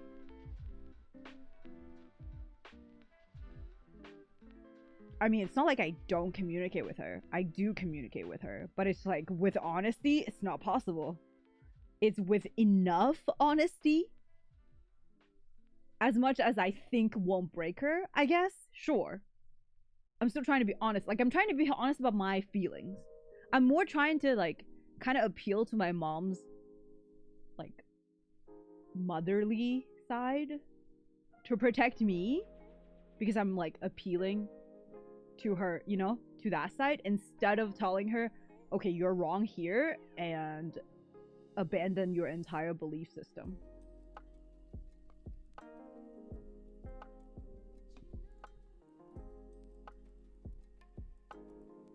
Because they feel so alone. You know how, like, we feel alone? Well, we have friends. We have friends that we can share pretty much everything. Like, well, at least I do. And I still feel alone. And, like, I just can't imagine how alone she feels. Because, like, she's married to somebody that she thinks doesn't understand her. Fuck, that's a lonely thought. You know?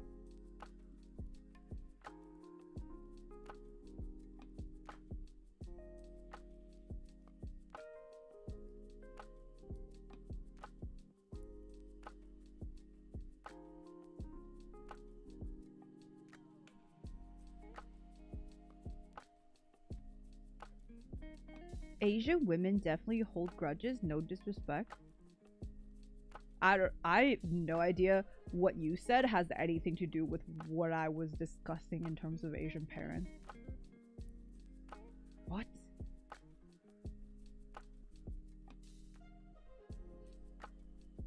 So set boundaries that you can. It's more like, it's too late to tell them all the truth at once, but like try to tell them some of the truth and tell them how you feel instead of what they are doing wrong. I think that helped me. Like, even though she kind of, like, obviously disliked the fact that I don't want to solve her problems for her, but I didn't present it as in I don't want to, but like, I literally cannot.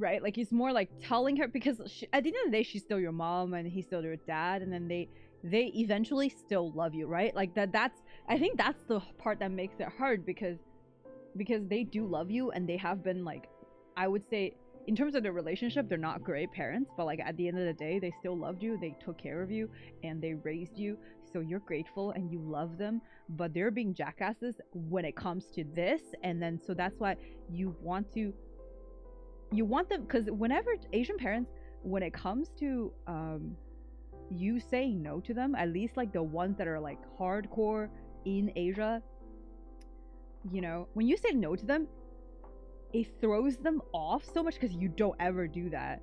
And it throws them off so much so that it feels like you're not grateful, even though you're not. So like you're still grateful, but it's more just like it's out of your hands, and then you really can't be dealing with this if you want to like deal with your own shit. So yeah.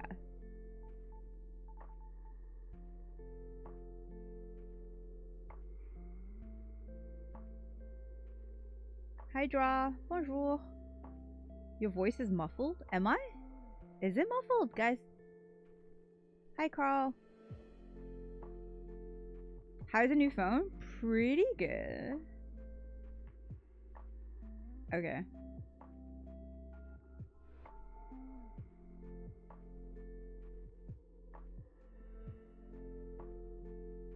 That is, yeah.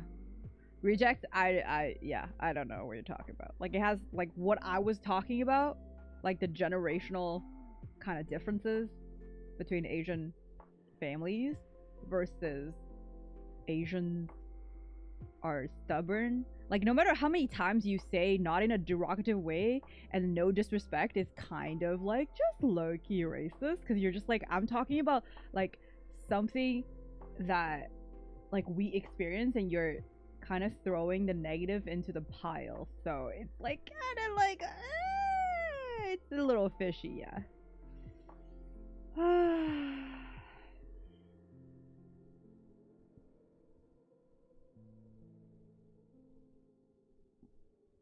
It's good. I changed to 120. It's buttery. It is buttery. But oh my god, the dead battery runs out fast. Everything's so purple. Hell yeah.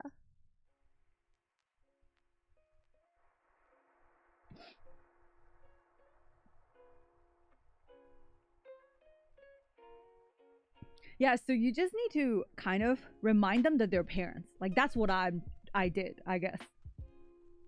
Like, not to say you need to take care of me, but like more in the sense that like if you want me to do well in life, you would try to not put this on me. You know what I mean? Like, you're my parents.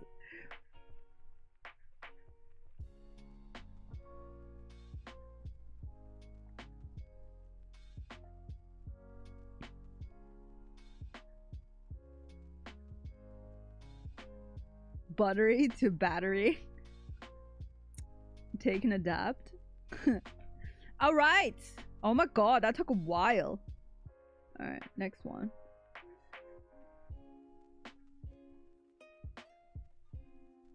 Okay, well that's done. All right, okay, we finished. One submission. Damn, that took so long.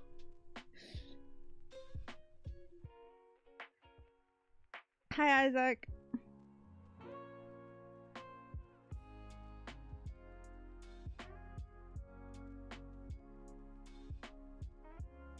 Can we do my shit last? Feel like as a good way to end stream, a little comedic way. All right, sure.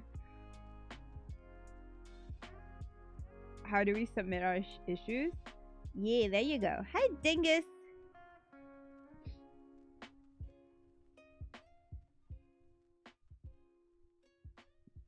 Hi, Bozo.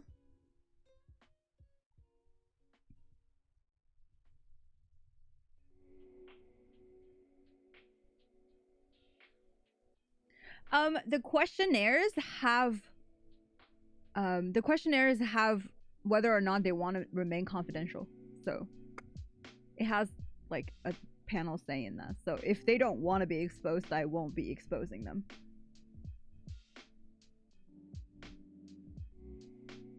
So it's literally in the questionnaire. So if they don't want to be exposed, I won't be telling people. But I'll still put the questions up there though.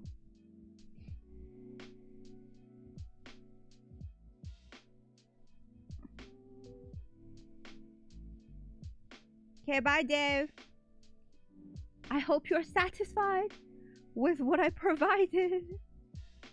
I'm happy to help. Hi, Dudgy. Okay.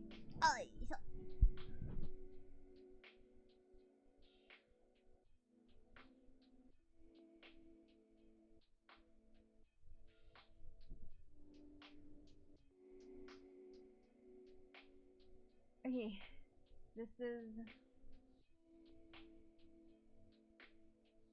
This is Jeff. Jefferson.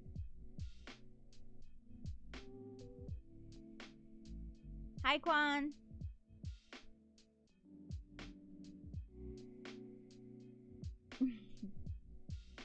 Okay. I will copy your things onto my window.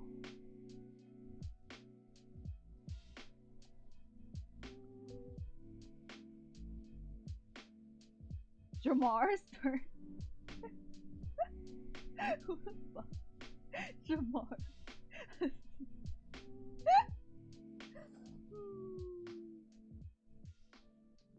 I'll submit my question next week. Okay.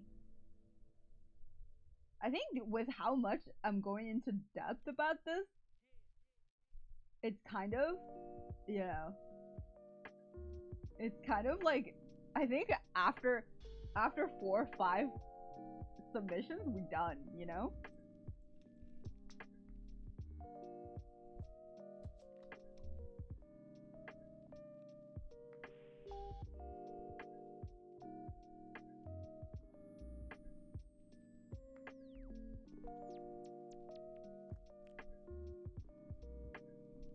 Sorry, just let me finish.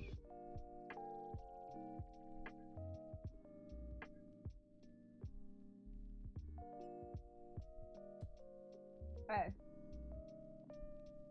There we go. Put it over here. Alright. Hi, Liam.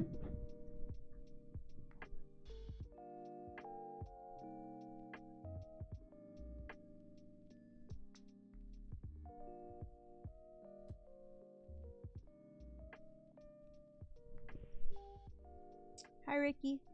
Okay, so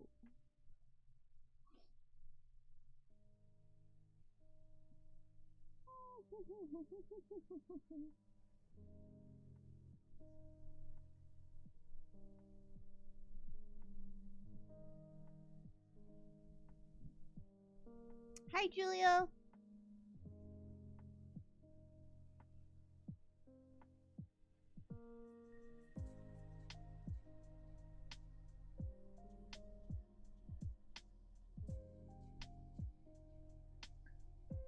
Okay, so let me read this. I have been struggling with finding work and due to depression and sexual assault / harassment. It's really embarrassing because I'm 28 and living back with my parents after me and my ex-wife separated, and it's been so mentally taxing on me. I feel like a failure. I tell myself I am trying my best, but I don't know if I really am. I'm looking for work, but it's not going so well. I don't know, I just feel I shouldn't try anymore because when I do, I just end up getting hurt. Okay. Alright, let's dissect this. Is it like clear enough for you guys to read? Can you read it? Big spectacles. I think I need to tie my hair up too. Like it's kind of bothering me, so I'm gonna do that actually.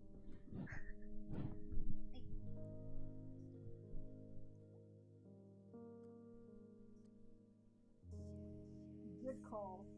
Good call.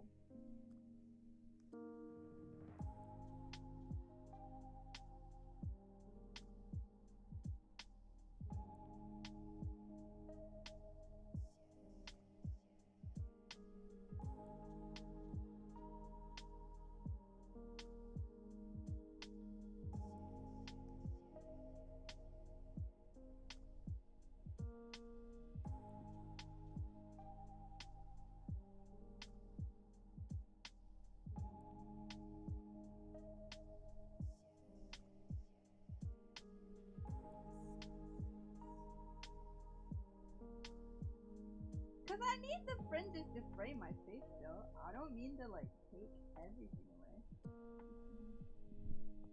Okay. That's better. That's a lot less messy.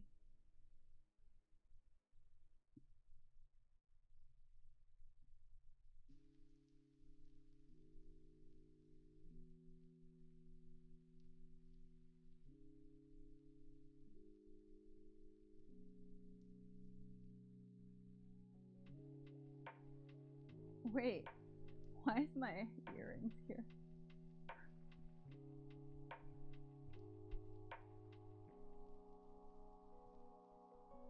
Look at that hair.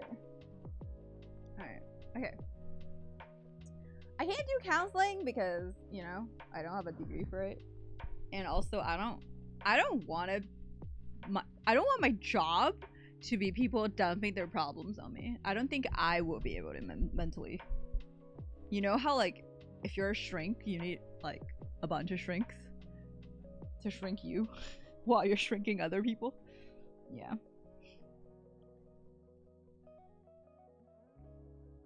Okay. So first of all, the whole I don't think your age matters in terms of living with your parents. If it helps you, then you know, get back on your feet. It's the best way. Then you just gotta do what you gotta do. There's no shame in that. I think definitely I feel you though, because I had a like for a while I wouldn't tell people my job. Like I'd rather tell people that I'm unemployed than tell people I'm a streamer, because I didn't consider myself successful enough to even talk about it, so I never did. It's a little weird. But now I think I come to terms the fact that I feel like I've achieved a lot as a streamer, even though in the grand scheme of things I think I'm still irrelevant and all that stuff, but like I've built a community I'm really proud of, so I don't really think of myself as a failure anymore. So whenever people ask me what do you do for a living, I tell them I'm a streamer.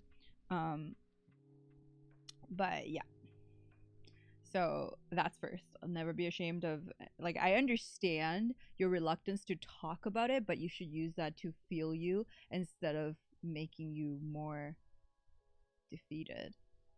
You know what I mean? Like, I want to be able to talk about what I do instead of avoiding people's questions.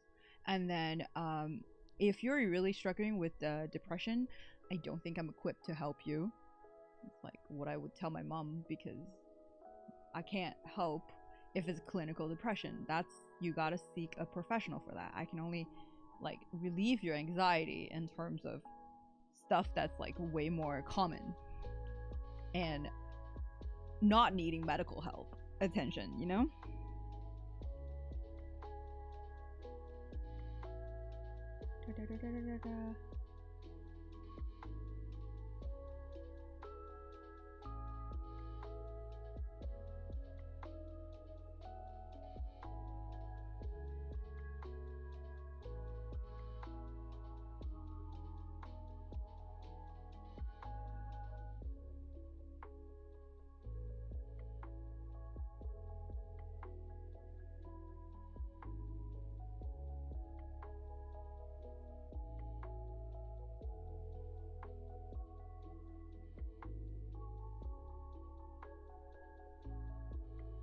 Aw, Quan, thanks for that.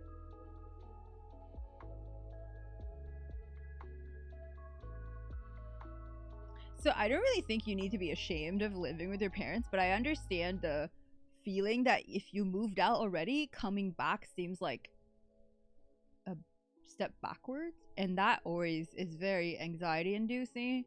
So that's why for me, I guess I dealt with it by not talking about it.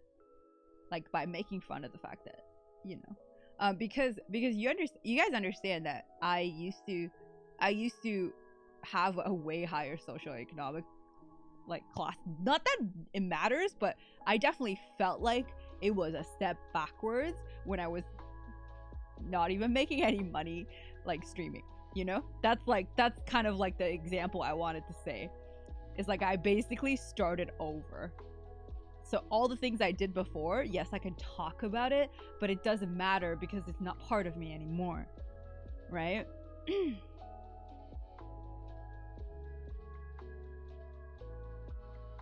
Hi, Wilden. And also, like, when you're at home, and the fact that you get to spend time with your parents, that's the kind of time that you're not gonna get later once you move out again, right? So I don't know you should feel anxiety about that. I do feel anxiety when I'm staying at home, mostly because I start to have problems with my parents when I do stay at home, but it has nothing to do with the fact that I am at home.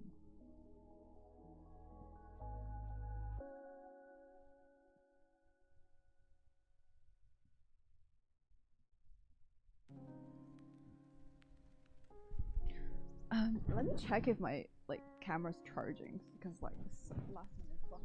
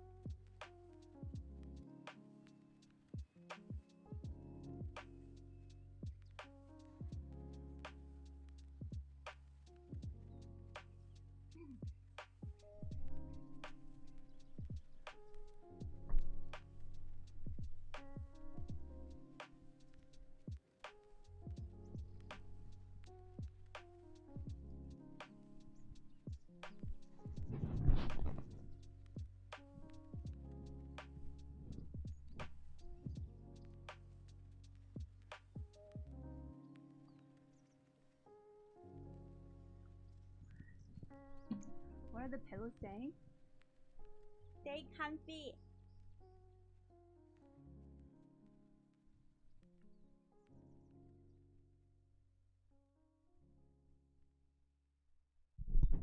Stay comfy.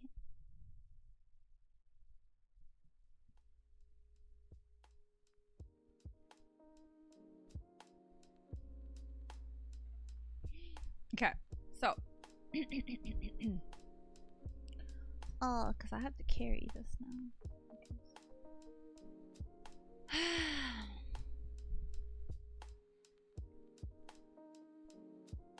I feel like I shouldn't try anymore, because when I do, I just end up getting hurt. Do you mind talking about what is good at getting hurt? You talking about harassment? You talking about, like, you know, how are you getting hurt?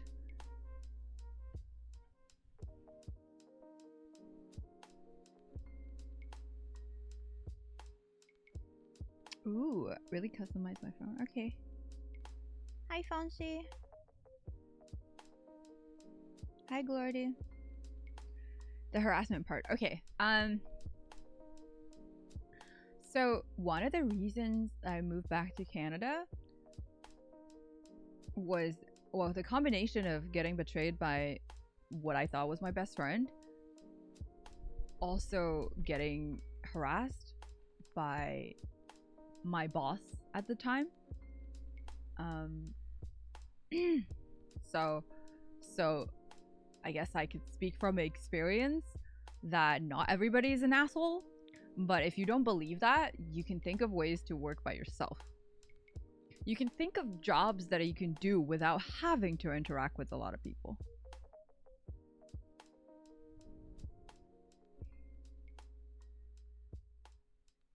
Because I basically got fired when I said no to somebody that I thought was that I considered like as a mentor and also a good friend.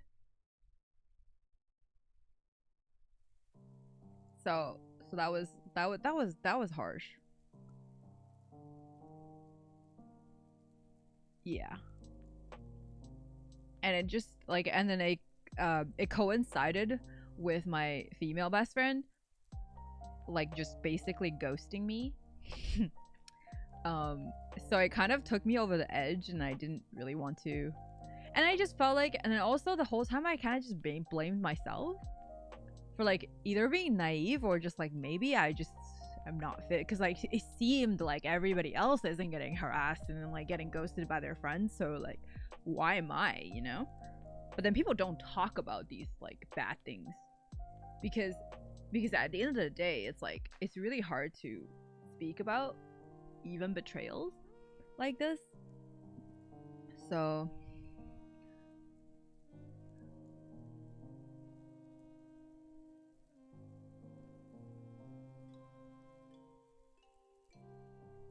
ABC, I think that's pretty inappropriate to say, because like we're talking about sexual harassment and you're talking about having sex. Like I don't think I don't think that will help, okay?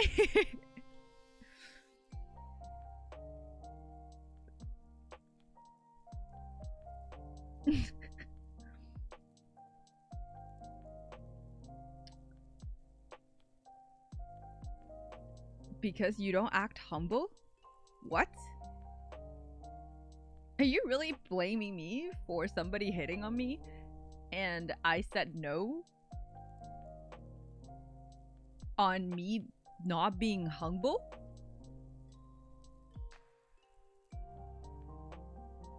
Propriety and ABC.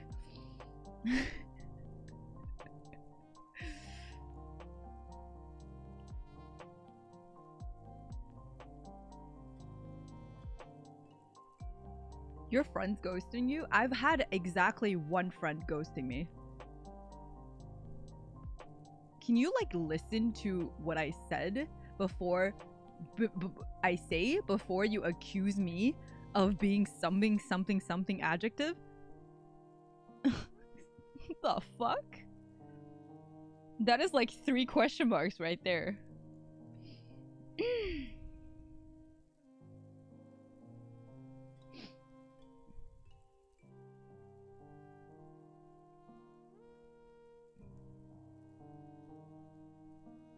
Please tell me you sued the bastard. In China, you can't sue for shit like that. It doesn't work. My mother has this habit of shouting at people to be respected, but when reason is turned on her, she will start to guilt trip people.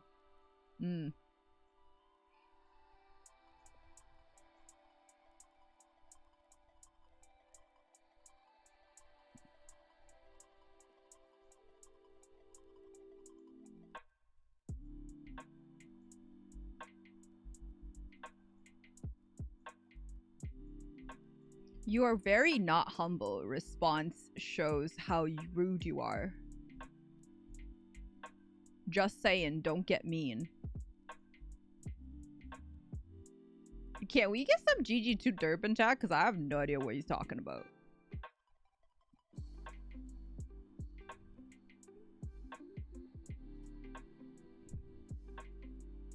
Because, like, I spend an hour and a half dissecting somebody's anxiety for them. I don't know how that's rude or mean or, you know.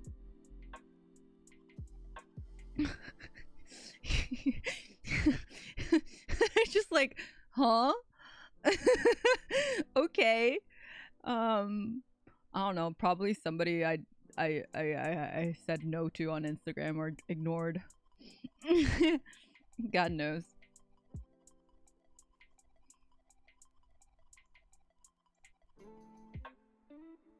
What did you do in the situation? Was it you were just like fired? Okay, so I was pushed out of the company. I wasn't like fired per se, but I was pushed out of the company. So like basically they made it impossible for me to stay, is what it is. And it's not like the company was doing well either, so I guess it's okay. But it's more the fact that he didn't even give me a reason. So, you know what I mean? Like it didn't, like nothing happened except for the fact that I said no to his advances.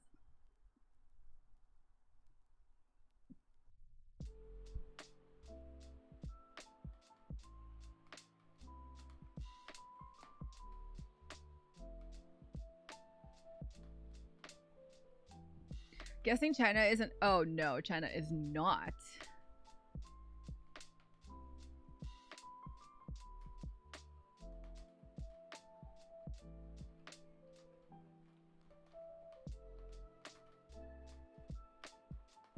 Hi, Lumen.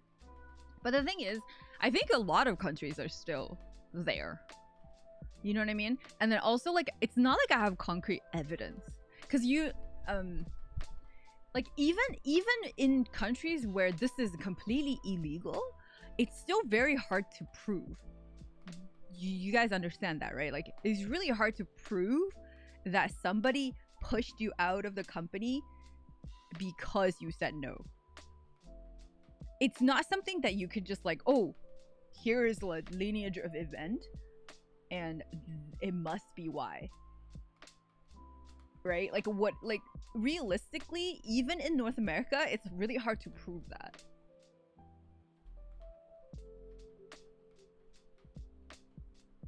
In which case I have quite a bit of like chat history that I could show for to say there was harassment, but like the definition of harassment in China is a little bit, you know,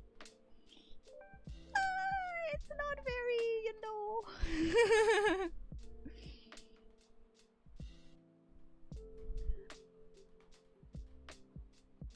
So yeah, I don't know exactly what happened to you, Jeff, but I just think that I have hope in humanity, but that not everybody is an asshole, right?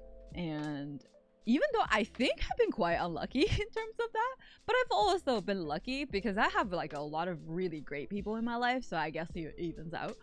So I don't want you to ever feel like just because unfortunate things did happen to you that it's always gonna keep happening.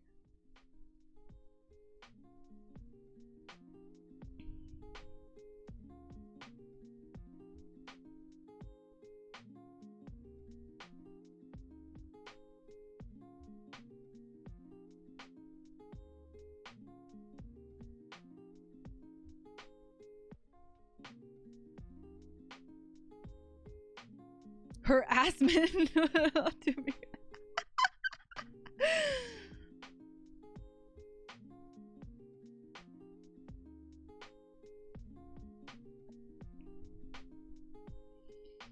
I understand. I totally understand. So eventually I chose something completely different, right? Like I chose something I don't really have to. I get harassed on a daily basis by people with no faces and names on the internet, but that doesn't struck me to the core. Like it's annoying sometimes, but at the end of the day, because people don't know me, so it doesn't affect me, or at least it doesn't affect who I am. You know what I mean? Like I chose something that, yes, I'm gonna subject myself to a lot of like more public harassment per se, but like because these people don't know me, it wasn't like, it's not like I considered these people my friends. They're just like random people on the internet trying to get a laugh or whatever it is, or trying to like dump their negative energy on me. So it doesn't bother me because it has nothing to do with me. It says a lot more about them as a person than me. But versus what happened with my former boss, it was more like I felt like he knew me and I trusted him, and that happened, and you just feel like you know, it feels a lot worse, and it feels like it's gonna strike you to the core a lot more, because you would feel like it's you. Maybe you misled them, maybe you're the reason why they did what they did, and it's always gonna, your mind is always gonna wonder. So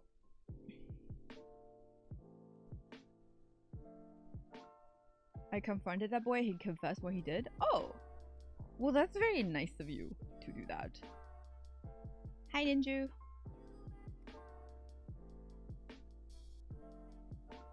Hi, T-Dog.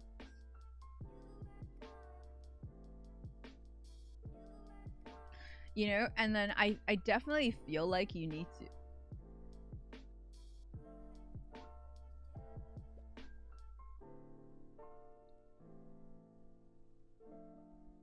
Wait, what?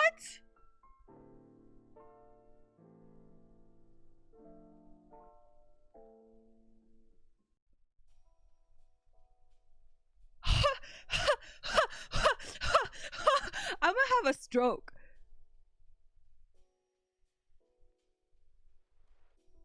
I can't talk right now. No way. Oh, oh shit.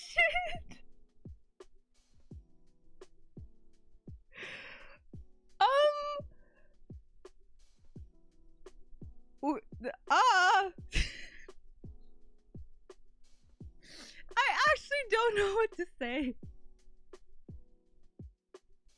Pokey, thanks for 20 gifted subs. What the fuck?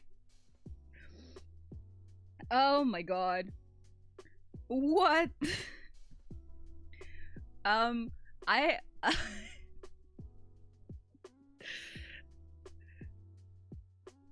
wait. I don't know what to say. Like, my heart is beating way too fast right now for me to talk. I know I'm usually a very, what do you call, an eloquent enough person to know what to say whenever shit happens, but I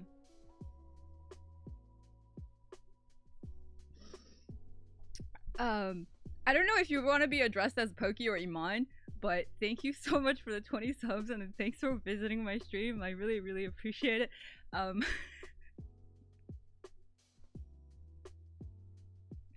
And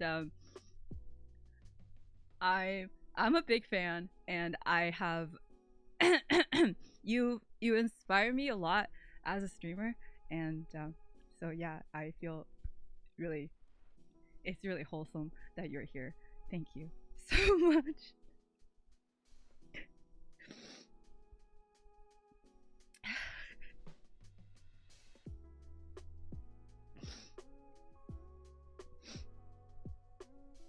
Fuck. This is so embarrassing that I'm crying over this shit. What? Oh my god.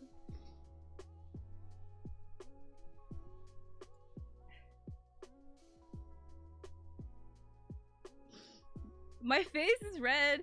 I don't know what's going on. Like, it just, yeah. I am never speechless, by the way. Like, not ever, because if anything, I always have too much to say about everything, but continue fixing people. Okay, people don't need fixing. You guys are all perfect, okay? Like, whatever problems you guys have, it's perfectly normal. You don't need fixing. Don't ever think you're broken. That's what I want to say. You're not broken. Don't ever think you need fixing. All the problems you're experiencing is normal. And a lot of us have gone through different similar things. Thanks for 5 bits. I really appreciate it. Chris, thanks for gifting new sub. And Julia, thanks for gifting. Clara, a sub. Teddy, thanks for gifting. Iman, a sub. Thank you, thank you, thank you.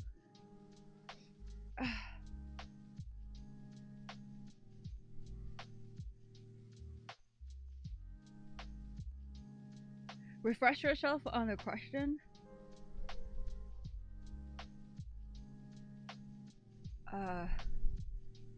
Gary, thank you for 5 bits.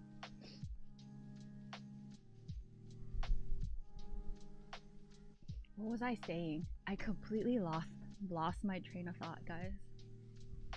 I lost it. I don't know what I'm saying at all. Like,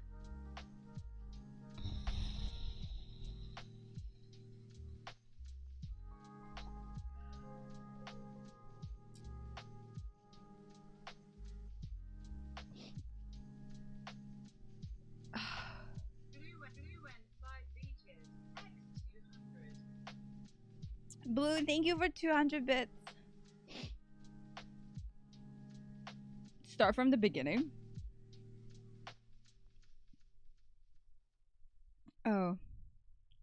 Come here for the feels, and then when Gigi is done talking, I become white people happy. Aww, that's Nice. At least I'm making you white people happy, so that's something. It makes me feel achieved.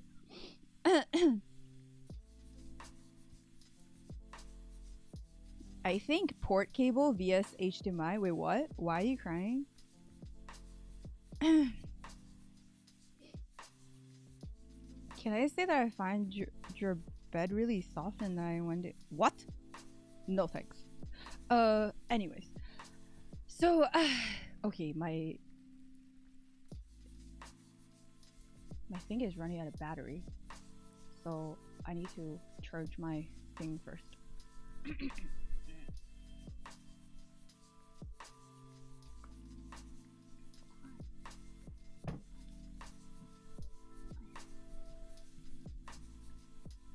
Good thing I have like USB-C cable running around everywhere. Is it charging? Not charging.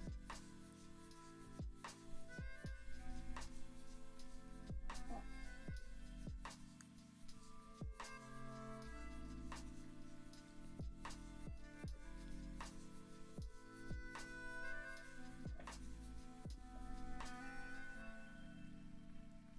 Hi, War Machine. What's up?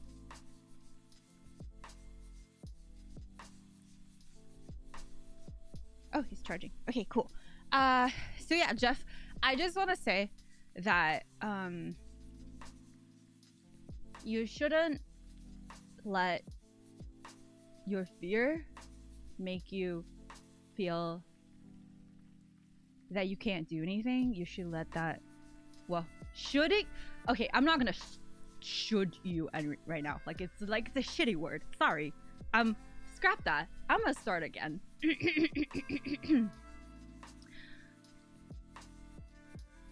I feel like one day you'll find a way that to use fear to fuel you instead of letting it stop you and make you feel that growth is not possible. But it does take time. So it's okay to feel, it's totally okay to feel lost, to feel like you don't want to do something because what might happen. And it's one of the reasons I chose streaming over like any other job that I could have gone to because I felt like I wouldn't put myself at a risk to have to deal with any male bosses again and put myself in a situation where I don't know if I should even get close in terms of like camaraderie with them. And because I really trusted him, like he knew a lot about me and we talked a lot, and I guess that's one of the reasons why he felt like I reciprocated his feelings or whatever. But he obviously, like, I didn't see it like that at all. I saw him as a mentor. I saw him as somebody that I looked up to. So the fact that he, you know, just kind of flat out started to like slowly edge me out of the company after I said no, really hit me hard. Like it made me feel like it was my fault. And and yeah, so, but at the end of the day, you use that as an experience to, I guess, in the future be more careful. Not in the sense that it was your fault, but I guess not to like stop believing people, but like definitely give yourself time before you start trusting them, right? So that there's first, and then, but that's illegal. It was in China, so like it's not really illegal, it's just not appropriate, and that's not illegal, you know.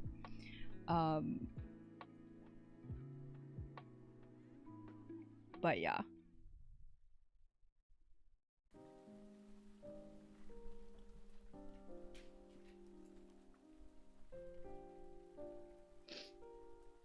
Irresponsibly, I would agree. Yeah.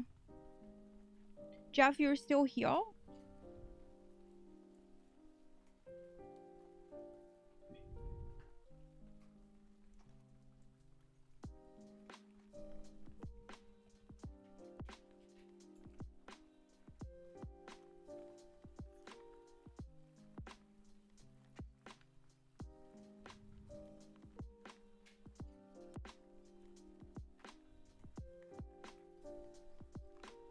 my first real job, all of us were close friends. Nothing especially bad happened, but sometimes the lines between work and friends were blurred. Many of them moved into a house together, but I opted not to because I knew spending all day evening with the same people would wear on me. Yeah, that's definitely smart. Yeah, so I don't know exactly if you think I answered you or if it helped you at all, but I understand that when you're at a slump or you feel like whatever you do is not like when you're at a state of helplessness, a lot of the times no matter what I say, it won't materially help you right away. But all these things, as long as you listened, will register. And one day, I believe one day you'll start making sense of them.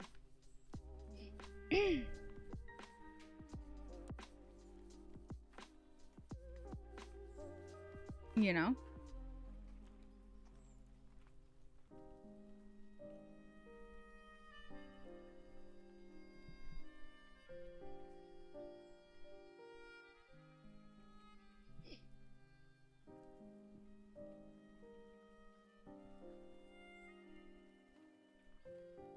But can't abuse your power just because a girl rejected you. That's just immature in my perspective. Yeah, like everything. Okay, what I talked about, like what he did, obviously it's wrong, but like there's nothing I can do about what he did, right? Like what we're talking about right now is about us and within, and blaming the past and then blaming whatever happened to you is not going to get you anywhere. Like even though yes it's his fault or whatever, whoever harassed you, Jeff, like it's their fault, but where does that get you? You hate them? Like you hate them, like you realize the motion of hate or like blaming somebody, it's like the subjective is still you're spending energy when they don't give a shit.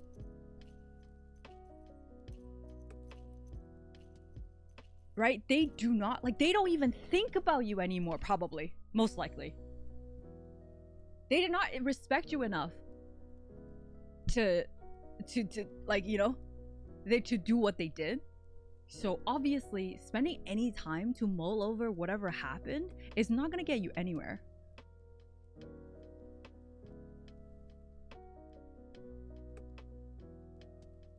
And it's not about, like, Krakatax, thanks for gifting a sub to Carnal. Arigato. And it's not about focusing on like, oh, just move on. No, I'm not asking you to just move on, forehead. That's not the advice I'm giving you. I'm saying that you need to love yourself. You don't deserve that, but you don't deserve you treating yourself like this either. Right? You don't deserve how that person treated you, whoever that was, right? But you don't deserve you treating yourself like this, because yes, they treated you like shit, but you can't change their behavior. It's them. They're gonna be a piece of shit, and then eventually maybe they'll get what's coming for them, and maybe they won't, but it doesn't concern you.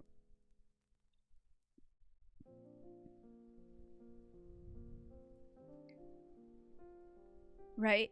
But it's more about the fact that you have to treat yourself better, because what's good for you is not feeling like, because I'll get hurt and that's why I don't do this, because you're hurting yourself right now. Right? You don't want people to hurt you, then don't hurt yourself, because people will treat you like, people are not going to treat you better than how you treat yourself. It's literally true. Right? You need to love yourself so you give people to love you. You need to respect yourself so that people can respect you. Otherwise, people won't. Why should they? The one person, except for your parents, you know, the one person, this is why some people, if they're coming out of broken families or like a family abandoned them, they have like self-esteem issues that only therapists can fix, or maybe not even then, is because there are about 3 people in the world that it's supposed to unconditionally love you. It's your parents, your mom, your dad, and yourself. And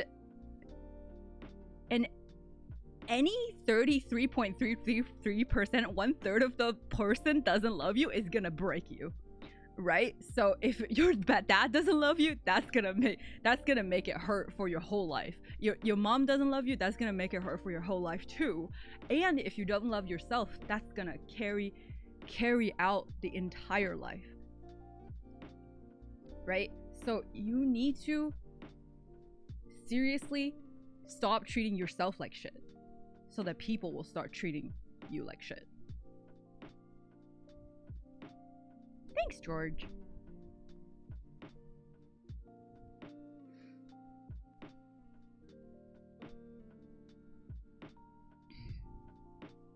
Hi, Phantom.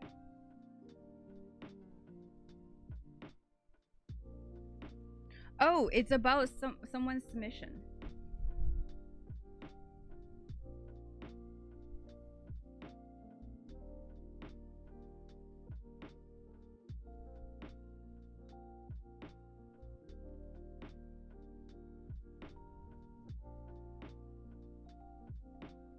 What if I love myself way too much and way too often? I mean, drink more water, eat more bananas, you know. Take care of your vital and you'll be okay. You're already seeing a therapist though, Jeff. I think, like, do you think that therapist is helping? Because if they're not helping, you should probably switch one.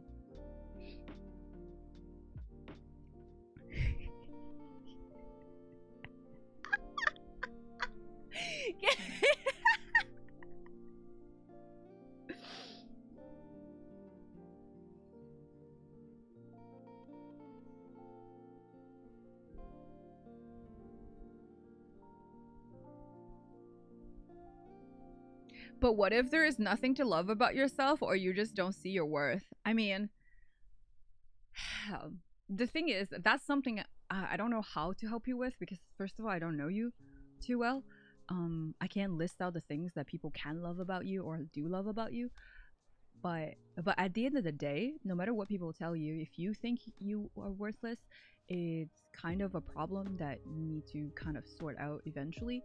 Because if you don't love yourself, like, why should anyone love you? Right? Like, you're supposed to love you.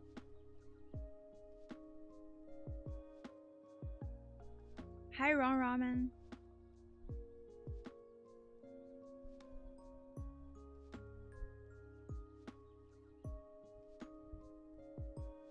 It's the hardest when to overcome when parents. Yeah, because they were supposed to unconditionally love you, and if they don't, they really fucked you up. But then you can also fuck yourself up too.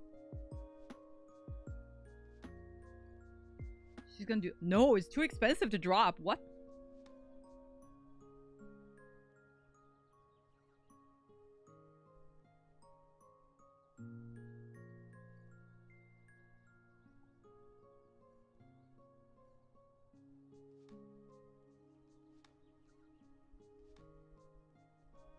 But yeah.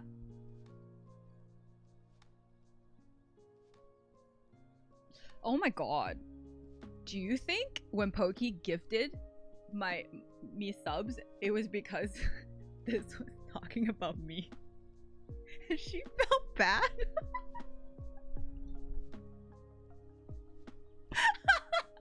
Wait, that would be bad. Oh my god. I don't know. I think it could be.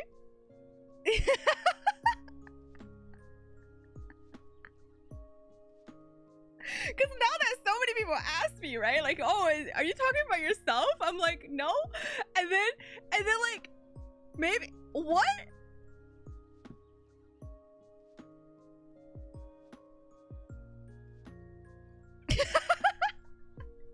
She was just like feeling bad for me. She's like, okay, I'm gonna reach her goal right now. Oh my god.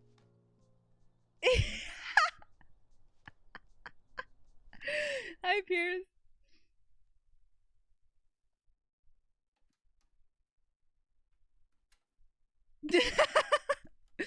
And before I got pity subs, yo. Because so many of you asked me, and I'm just like, oh shit.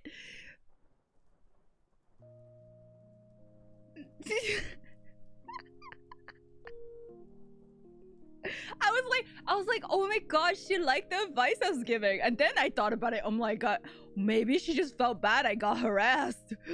No.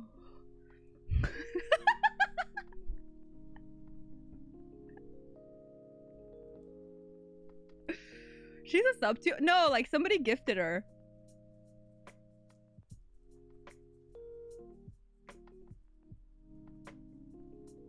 It is what it is. Oh, I know. I know it's too late now, but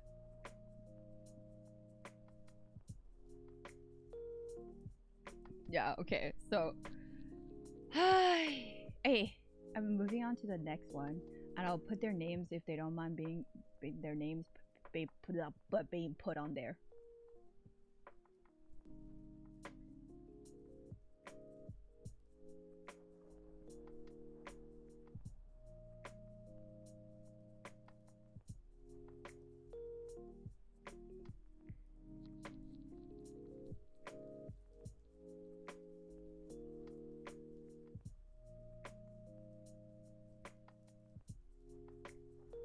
Okay.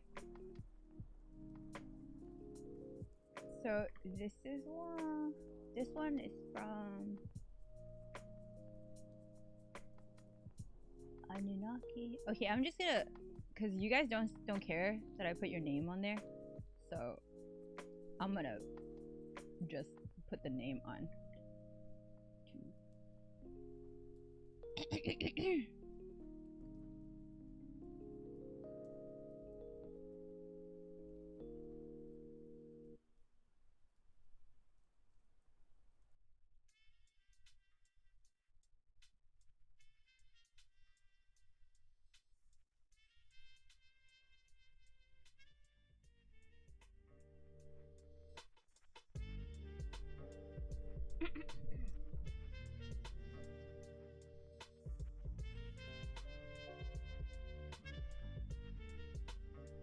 Wait, I put the name in,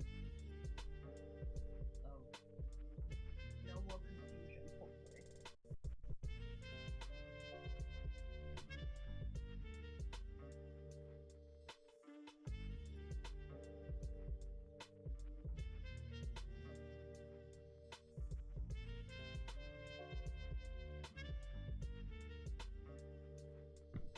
I think I put too much N in there, but you guys know who it is. Sorry.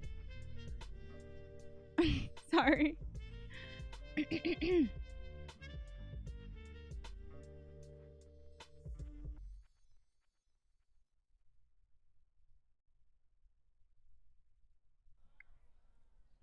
Okay, so I sometimes get into heated arguments with my dad over little discussions, work-related applications, and explanations. Had always been feeling kind of shit for it, and I can see it sometimes on his face that he feels resentful. How do I fix it or go about letting him know that his lectures or sacrifices will not be taken for granted? I think it's a separate issue, like what I talked about earlier, right? But it's just like Asian parents sometimes they tend to kind of lump it together. They feel like you should not say no to them. It's always like it's a cultural thing where they feel like any time that you are objecting them, it feels like you're not grateful for the things they've done for you, even though it's like separate, right? Because they lump it together because they feel like you should not say anything bad to them ever, like back to them ever, no matter how you feel, but that's not how things work.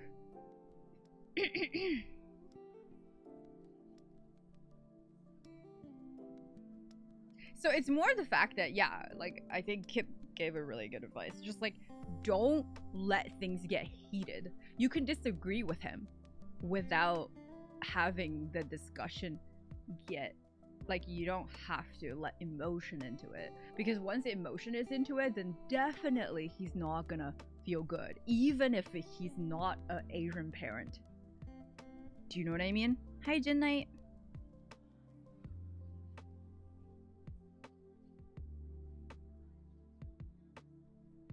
Your life is meant to benefit them, mostly not you. You exist to make them happy. That's how I feel they feel it. That's not how I feel they feel it, but their action definitely show it that way. I don't think just because like your parents like do shit like this doesn't mean they want you to serve them. I don't think that's what they want. But their action is definitely leading to that conclusion, but that's because their parents never taught them any other way to communicate with children.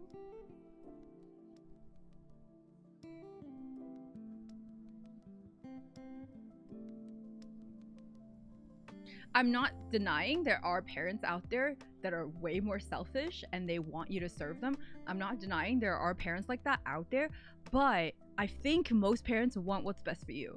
They want you to do well in your life. It's just more in the sense that they think it makes sense that you need to do well in your life and they need to be part of your life and you need to do well by them too. And they don't see how your benefits and your opinions should ever differ from them. And that's the part that's like not open-minded about Asian parents. But that's also because Asian families are very tightly knitted. Is that the word? They're very the family value in East Asia, at least, it's very much just like your family over yourself, for sure, but they never think that they want you to sacrifice for them, at least not if you present that fact to them. They don't ever, well, at least they would never admit it. I wouldn't think.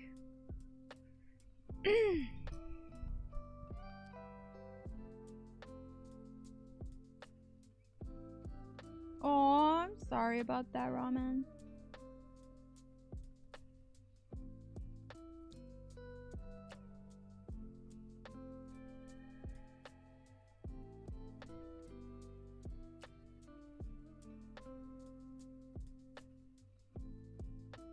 I'm British and our family values no longer exist. I admire Asian families and neighborly values.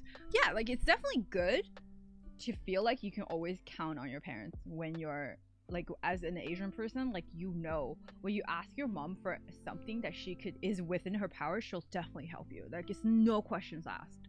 But it always comes with baggages, right? Like, I obviously prefer that me and my parents are close, and my mom especially, I'm super close to her, but does not mean that it's like easy to carry her emotional baggage whenever she decides to throw it at me.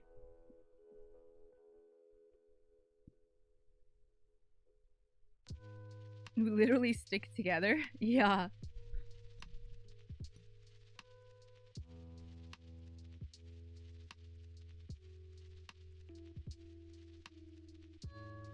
The question is, why are we changing our tradition for Western way of life? What do you mean? Are we? Are we doing that?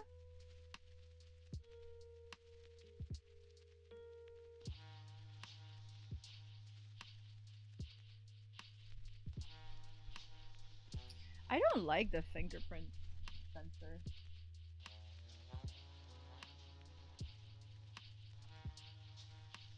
Very not accurate.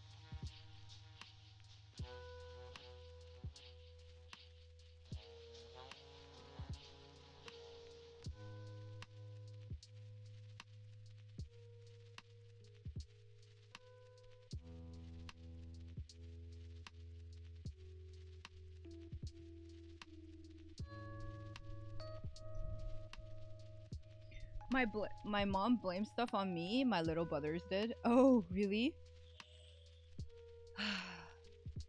I like sometimes, even though like it was really hard, it's really hard dealing with my mom's emotional baggage, but like I hear about like some of the stuff other people's parents do. I'm like, damn, I got really good parents. Lumen. Oh, you broke your work chair? Damn, time for a new chair. Upgrade. I find myself now actively giving my son the chances and advice I failed to receive as a child, i.e., value of money. Don't get me wrong, my mother was amazing when I'm growing up. No, of course, because like, at least I don't know what heritage you're in, Idol, but my parents are, when they were growing up, they were like just in complete neglect, and they couldn't even like, there wasn't even enough money to feed everybody and have snacks. That's why when they were growing up, so like, forget emotional health when you can't even feed your family, right? So it's like a whole new ball game, and the fact that you can't blame, it's a generational defect. Like the entire, like there's probably like 1% or 0.01% of Chinese parents of my parents' age that worry about children's mental health. It wasn't a thing, right? Like, because it's like the, you know, the Maslow's hierarchy, like it goes up, right? Like once you need to fulfill the basic like sanitary reasons of like staying alive, like hygiene factors, like all the like shelter, food, all these things, and then worry about mental health. And we didn't have, like, they didn't have the first layer down, so obviously they didn't learn how to worry about our mental health, right? Yeah, they didn't give a fuck because they didn't know it's a thing. That's not this. It's not because they don't care about you, but like it wasn't never on their radar to think about it because their mental health is all fucked anyway. Yeah, I got beat up. I just wish my parents taught me young the value of saving and investing. Oh yeah, of course. Dude, I am Chinese, so saving and investing is in my blood, or at least saving. Like, we're so calculating with our money.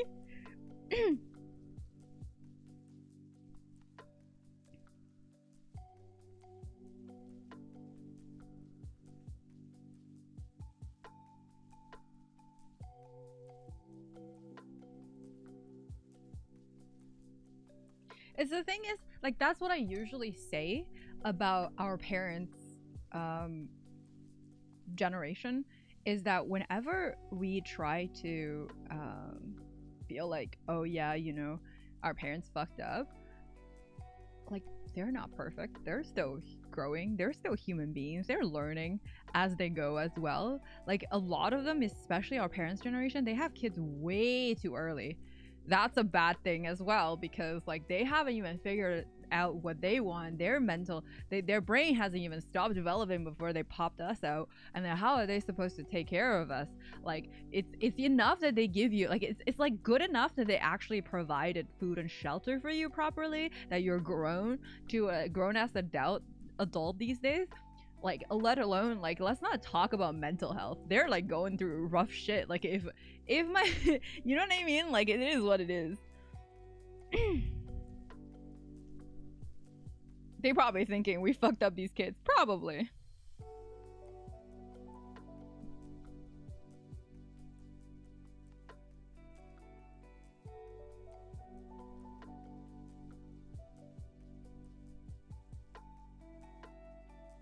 Sunday are my favorite streams. Aw, I like that. Thank you. Hi, Inkwell. Yeah, my dad had to work at 13 to feed a whole family, so I understand.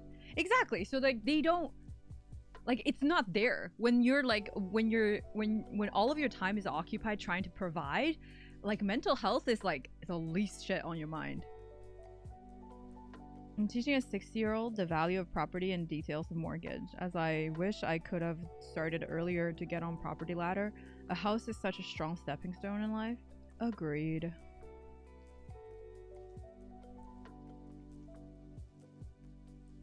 I love my parents, but when we work, I just want to do the job so that he can sit and play on his phone. Oh, I mean, you have to understand that that generation is workaholic because they had no sense of mental health. They had no sense of balance of life. All they think about is work. And if they don't work, they actually get depressed because they don't have anything else. Like I said, they don't have friends. They don't have support system. They don't even a lot of them don't even have hobbies. Okay, they need to work. So if you don't let them work, you're actually taking their only value away from them, and that's bad because you can't let your parents feel like they don't provide any value, because as a person, when you feel like you don't provide any value, that is downhill from there, you know. So it's not about like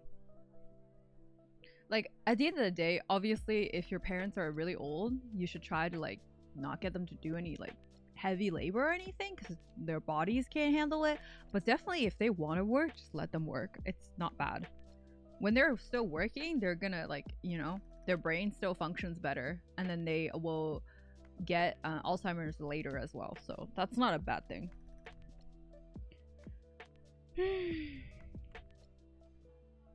I feel like a lot of times parents just go with the traditional way of how to do this, some that are strongly valued while others are very non-practical and single-minded. Us younger generations get frustrated when we can't also see our perspective of life because it's different from their generation, and feel like you won't get anywhere far without following their rules, and they don't realize fully that you can't adopt and figure out things on your own.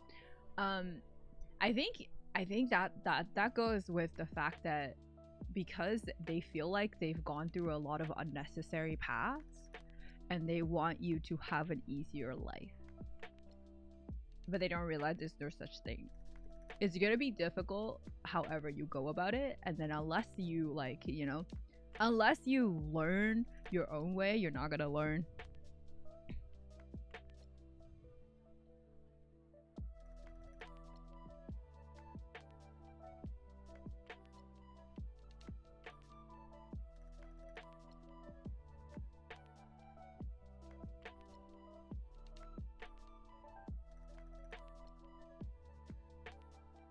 He's learning daily, but he also isn't having everything provided on a silver platter either. Aw, that's cute. What are you doing with your son? Or your child? I don't know the gender. Maybe I do not. I don't know. I don't want to scroll up to make sure, but like your child. Boy? Okay. Hi, Mizzles.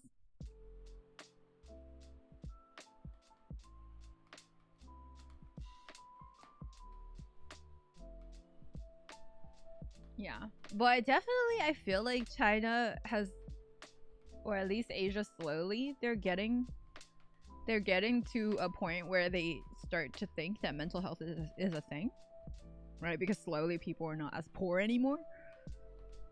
Because okay, like when before, like when in my parents' generation, when people were poor, they were China poor. They weren't like US poor. It's not minimum wage here. Okay, it's not even unemployed here. It's like when you're poor, you can work your whole, like you can work every day. You still might not be able to feed your whole family. It's fucking China poor, okay? Like ask Doug, okay? When you're Russia poor, it's poor. It's not like your first world country type of poor, okay? Like that's poor. It's like you're one of your family member will die from starving type of poor. So, you know, like no, I'm not even joking. Like when my dad was growing up, they had 3 kids, right? Like my dad, my dad's 2 sisters. Only one of them was able to go to school, and which was my dad because he's a boy. If they have to send the other 2 to school, then one of them will starve. Yeah. Yeah.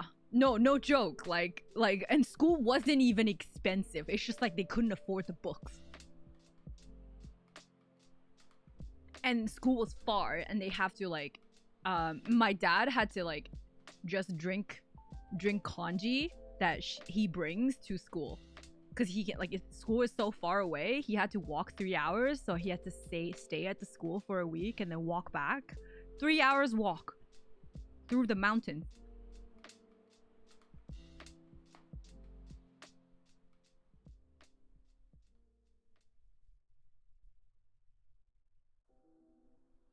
China poor or Russia poor? No, like when people say like poor, like we don't understand the kind of poor that like that generation, our parents' generation in like third world countries, like what kind of poor that means, you know? Like a lot of us in North America don't understand.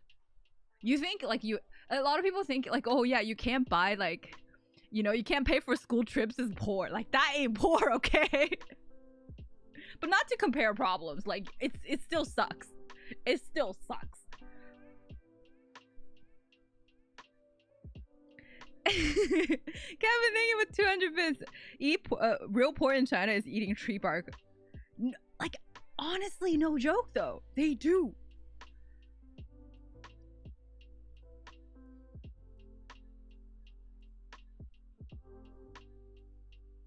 Imagine being iPhone XR poor. Did you grow up bilingual? What part of China? Oh, no, I didn't grow up bilingual.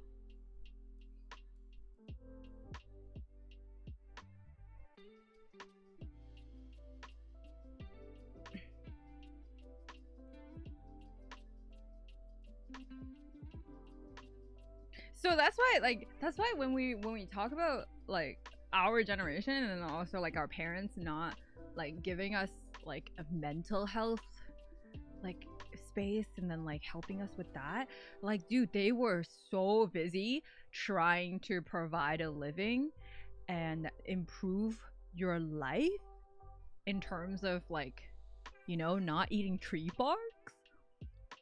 It's like they can't. That sparks the back in the yeah, like oh my god, my nana passed away, right? She can't do that anymore, but she was talking about how poor she was. Okay, they couldn't afford rice in China. Like they didn't have rice. And then she talks about whenever, and they were farmers, okay? Like imagine a farmer of rice and couldn't afford rice because you're working for the property owner and everything gets collected. You don't have enough rice for your entire house. Like that's how shitty it is. Cause that's like generation of my grandma, which is like even more poor than my parents. Kevin, thank you for 200 bits. I remember riding the ox cart for miles just to go to school and sharing a textbook between an entire class. No, you don't. You're American. Go away. What the fuck? You have a US passport. Stop. Hi, Strider. Imagine giving the I walk 3 hours to school up the hill both way speech and having real receipt. Yup.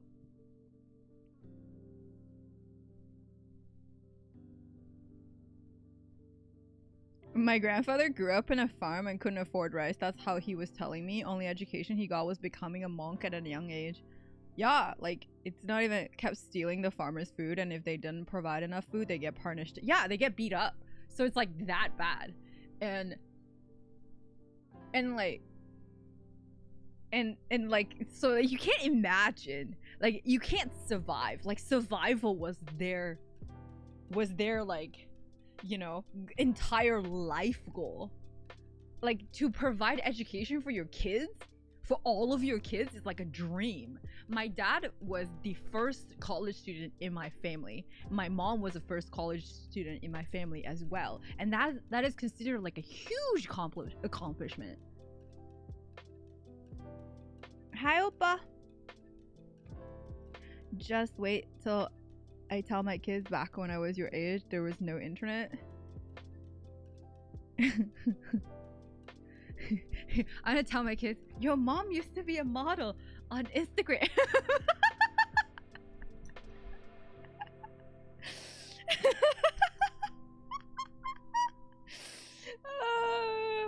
Where there's no standard. And you hate either.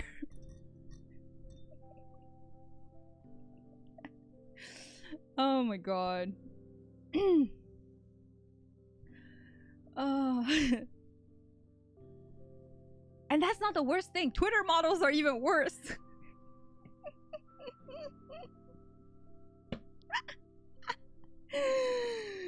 At least you're an IG model. But yeah. Yeah. So, you know. Moving on!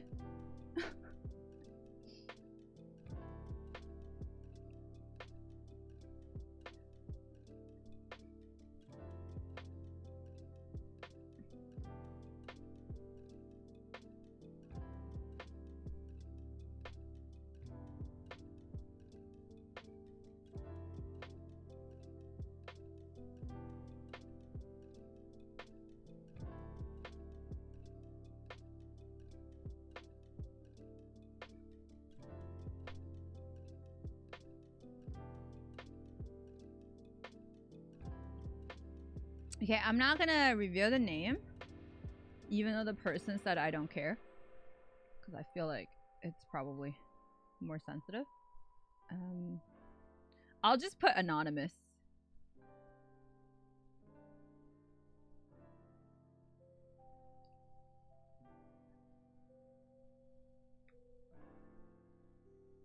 Wait, I didn't. It's so annoying when you're using remote desktop. You can't just use normal, like, Apple commands on the PC. I'm just complaining for no reason.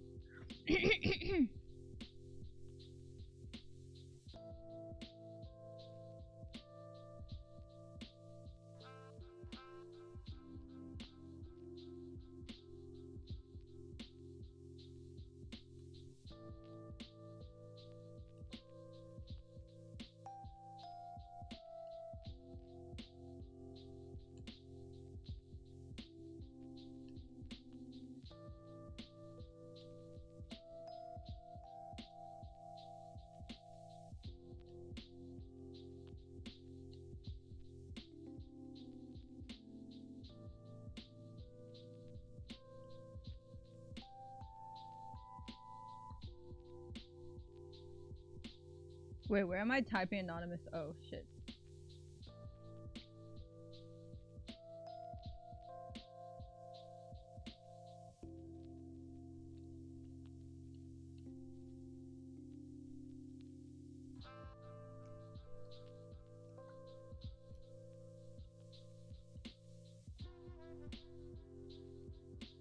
Hey.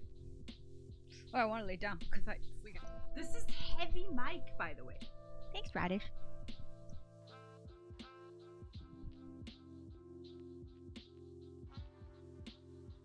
Who's your agency? I don't have an agency. Instagram. Oh yeah, I was a model. Who's your agency? Instagram.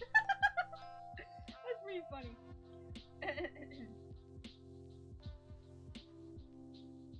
What's Instagram? Sounds old.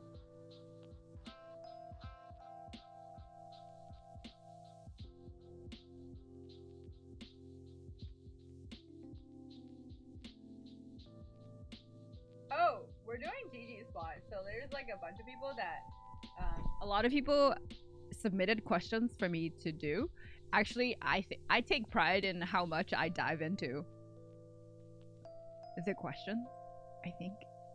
I hope you guys enjoyed it. I need to change the brightness of that because it's like flickering. Ugh.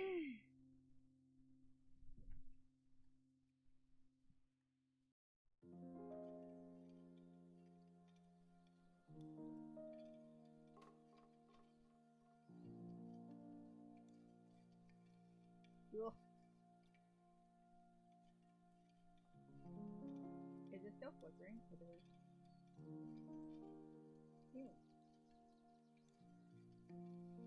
Ew.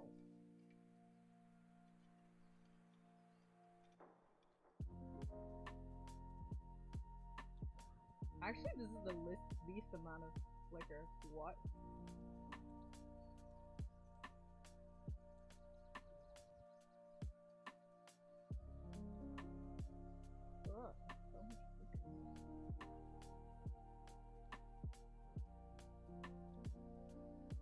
小光。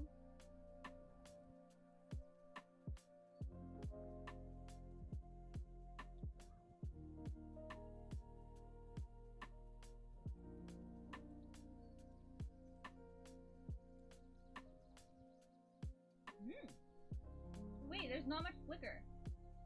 What the heck? It actually needs to be purple? What about blue? Yo! 6! Right?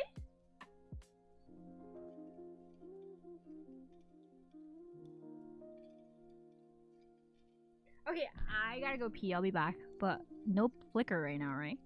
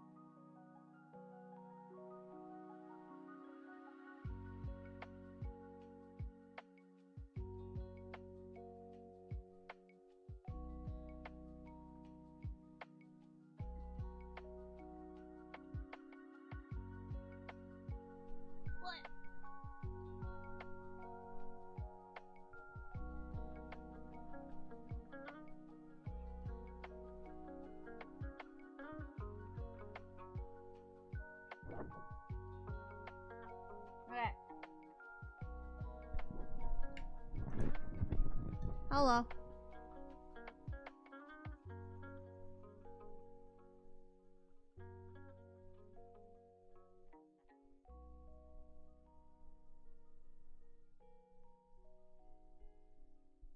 Hello, hello, hello. Wait, it's still flickering. Use this light.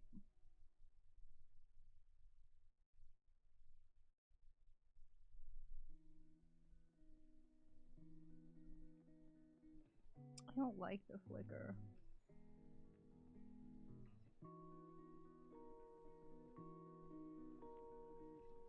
Ooh, gone. Hey, cool. Oh, nice.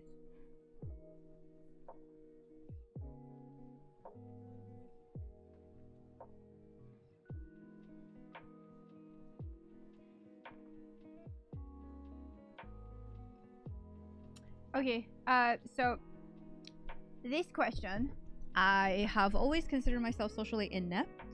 It takes me a very long time to warm up to people in order to talk to them, interact with them. I have gotten better as I have got older. I still feel very awkward when meeting new people. I typically will be very quiet and shy and try to rely on friends that I already know as my crutch. My stress level is typically through the roof, and it makes me usually want to avoid social events. How's the best way to deal with the stress and shyness to not worry about going to social events?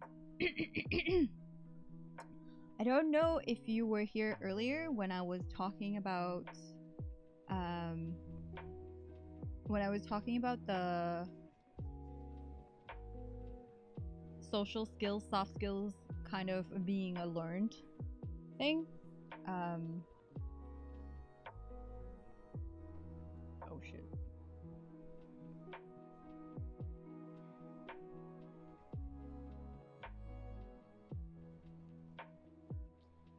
Yeah. Communication. You don't see anything? Wait, what?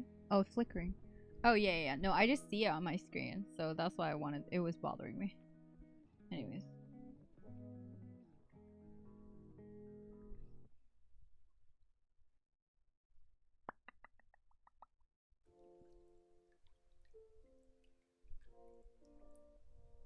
So yeah, so in terms of communication, it is something that we definitely feel like it can't be learned, but it definitely could be. And I feel like it's something that a lot of us have to go through. So first of all, you're not alone, even though just by not being alone doesn't take the anxiety away. But at the same time, I don't know what exactly is making you feel the anxiety. Maybe it's just like maybe it's just because you haven't done enough of it, or like there's something specifically that made you feel uneasy when it comes to interacting with people. But I don't think, okay, I'm gonna repeat what I said earlier about like communication skills, but more on the, I guess, awkward side, like the socializing side. It's like, take solace in the fact that people are all very self-absorbed and self-centered, that they're not gonna realize that you're awkward. They're not gonna, or even if they realize you're awkward, they're not gonna care. You know? And it's like completely normal to want to avoid social interactions, because I do. And it's not, I even still feel it online. You know what I mean? I'm a streamer. I should not feel it anymore. I should not feel stressed out when, you know what I mean? Like when I communicate with others. But I do. It's like just the other day, I was playing a game with Kip's friends, and there was like so many people in that Discord. I just didn't want to talk because I was like, oh, I'm intimidated. I don't know people here, and it feels weird. They're gonna judge me. They're gonna judge how I talk, my voice, and like they're gonna think, oh my god, this girl's so bad at League. Why is she playing with us? You know, that's my thought process. And you think I would get over that, but I didn't. Well, I just have that anxiety, even when I'm a streamer, even when most people accept me. You know, so it's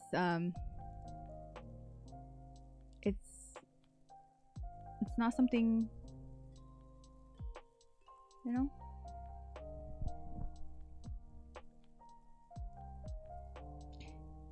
It's not definitely common and it's definitely normal, and you should never feel bad for feeling anxious, because that comes into a loop, and then you're gonna feel bad for feeling bad, and then it just goes around and around, you know? So accept your anxiety and work on it, and slowly you'll feel better. The more you try, and then you're gonna realize that people don't really care, and then the more you're gonna feel more comfortable, and anxiety will, it's never gonna go away. Well, at least for me, it hasn't gone away, but it'll be less. It'll be negligible, I would say. It still takes a lot out of me, though. It still takes a lot out of me.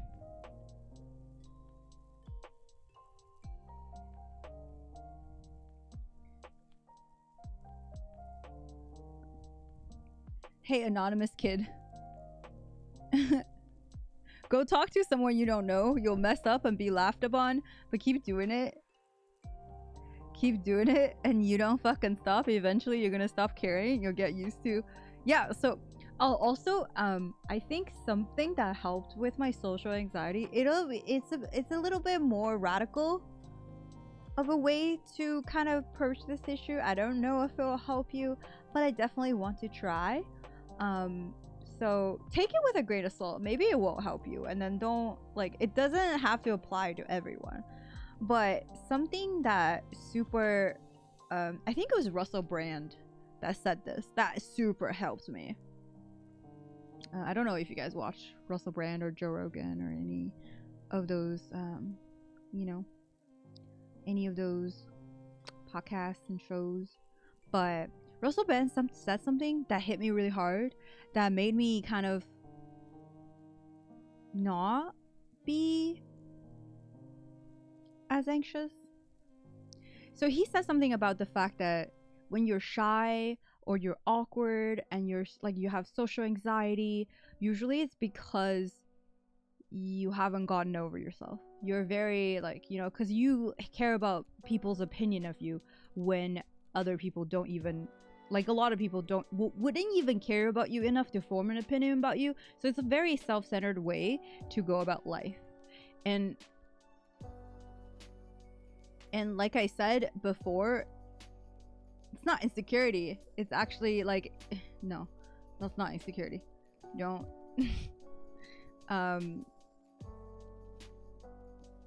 So it's a very self-absorbed / arrogant way to go about life, and you just need to get over yourself, is what he was trying to say. It's a very radical way, but it definitely helped me. I don't think people realize that, and I don't think that's the case for everybody, but it hella helped me.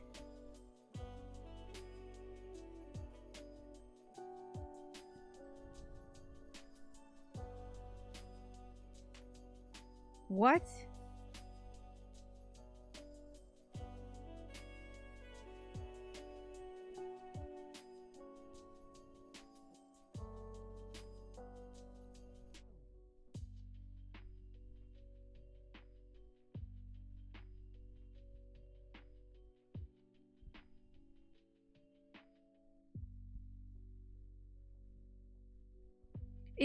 It's not so much as insecurity, but more like you're too focused on yourself and what people think about you to realize that people don't think about you.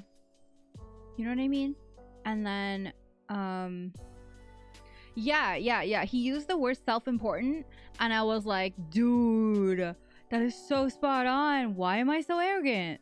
You know, when he said that, and I was like, you're right. Nobody gives a shit about me. Why do I care what they think of me when they don't think of me? You know, so that really helped me. And I'm always somebody who like kind of respond to really radical ways of explaining things to me than like the more hush hush, let's cuddle, people pats type of advice. So that's why that piece of advice really helped me. But yeah.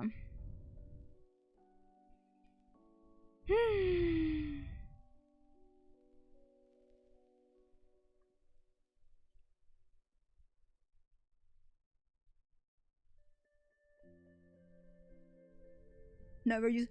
No. People pats is okay. Pat me if you want, but like that's to comfort me, not to fix a problem, though. Of course, right? Deprecation, good thing. Not bad, because when you're willing to self-deprecate, we are definitely, like, you're definitely more confident. But it could also be a manifestation of the fact that you're insecure and you want to talk about your own insecurities before other people do. Sure, that too. But you know, the only person that remembers the embarrassing thing you did last month is you. Exactly. Kevin, thank you for 200 bits. But yeah, so like it's very self-involved and self-important way to think about it. But not to say just because you like, I don't. Okay, so the reason I think this advice wouldn't apply to everybody is because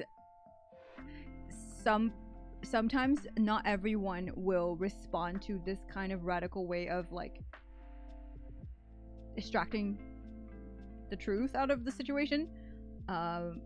In the end, it almost feels like it's like a little bit of victimhood, and it feels like people are blaming you for the situation, and then you start blaming yourself too, and then it could go either way when people give you this kind of advice. So like it's either gonna motivate you to get over yourself or make you feel worse about yourself. So that's why I'm like giving this kind of advice kind of a little bit lightly, like more what helped me, right? But the part of people don't give a shit definitely applies. Thank you for 200 bits.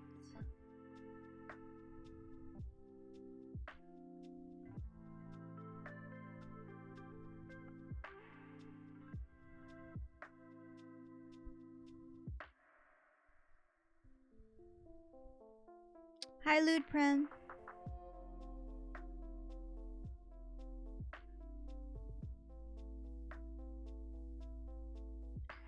Good night, Galva. Most people, egos aren't equipped to contemplate how small they are in the grand scheme of things. It blows their mind to come at it from that angle. Yeah, so that's why I don't really, that's why I don't really think everybody will take that kind of advice.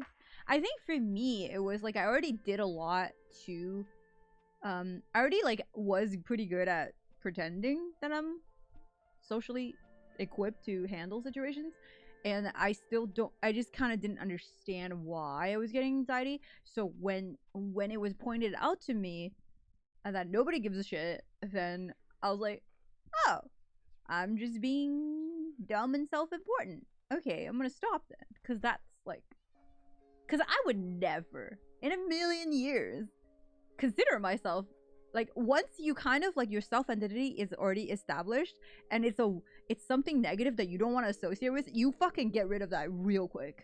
At least for me. I don't know, is that true for you guys?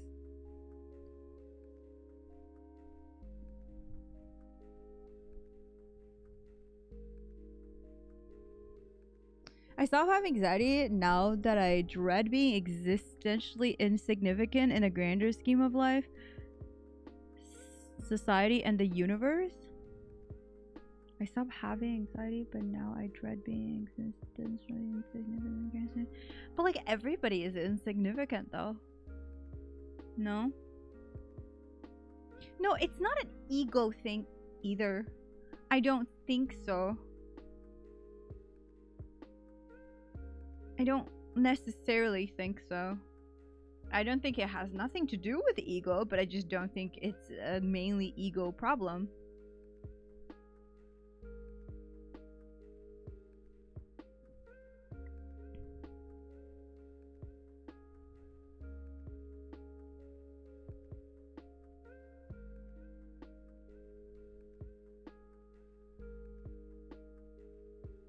Thank you for 200 bits. Because most of us are, in the grand scheme of things, insignificant. But at least this is why it's important. I think it's important to have your own family, right? Because that's the one part of life that you're gonna be significant to. And it's in your control to be significant to your family, because you just need to care about them and do right by them. That's it, right? And then the other things are out of your control.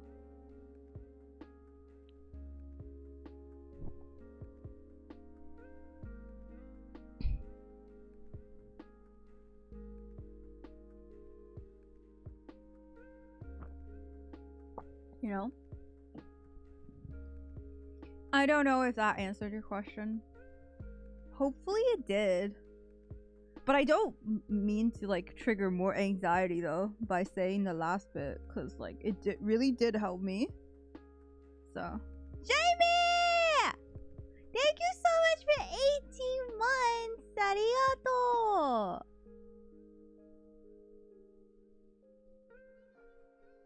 Thanks for the T3 sub. Can we get some GG2 gasm in chat, please? And also Haipu. Arigato.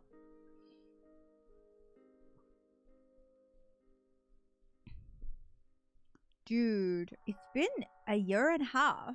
Enjoy your new emotes. Thank you, thank you. Whoop! Whoop! Whoop!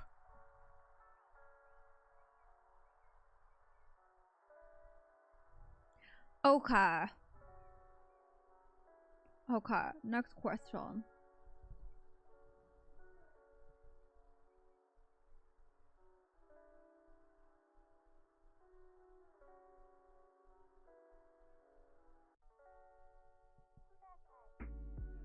Ooh. Oh, no name, anonymous again. I don't know if you're still here though. Hopefully, you are.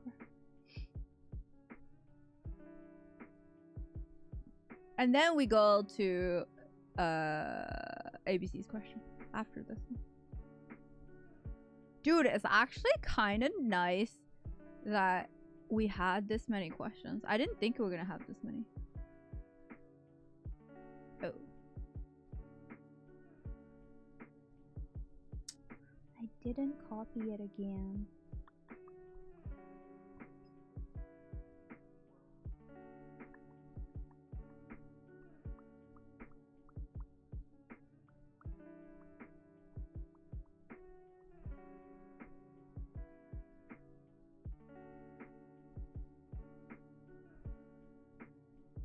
Paste. Oh my god. Speaking of values, GG, do you still feel there are some decisions?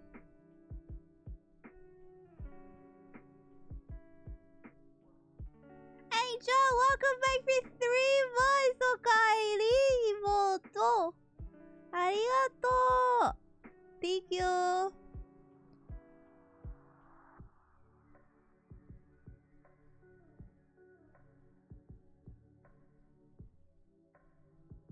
Hi Rob, what's up? Why are you giving people new names, Sub-Zero? What the heck? Wait, let me finish.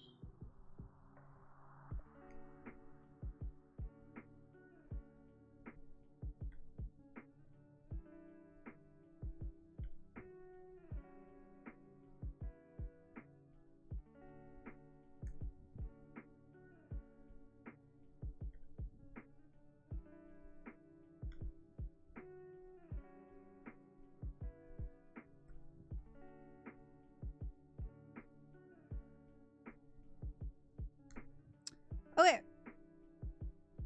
So, speaking of values, GG, do you still feel like there are some decisions you make requires your parents' acknowledgement and approval? I.e. relationship, marriage. For me personally, I can marry any ethnicity. My question is, do you know rather than believe that your parents and all relatives in China will approve? If not, does this hinder your decision making? I asked this because truthfully, I think there are many loyal, genuine, probably compatible people for you.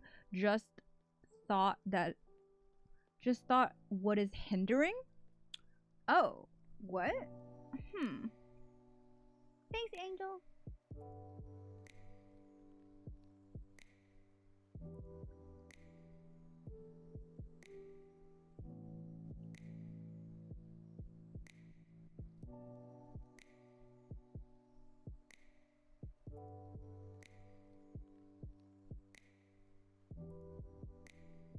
Okay, so I don't know where this questions come from, cause like at the end of the question, I kind of, you lost me a little, but I can answer on the basis of the like most of 80% of the first 80% of it. First of all, my parents don't care what ethnicity I date or marry, so I'm good there. In terms of wanting their approval or acknowledgement, I mean, life is always easier if your parents approve of your family choice, no?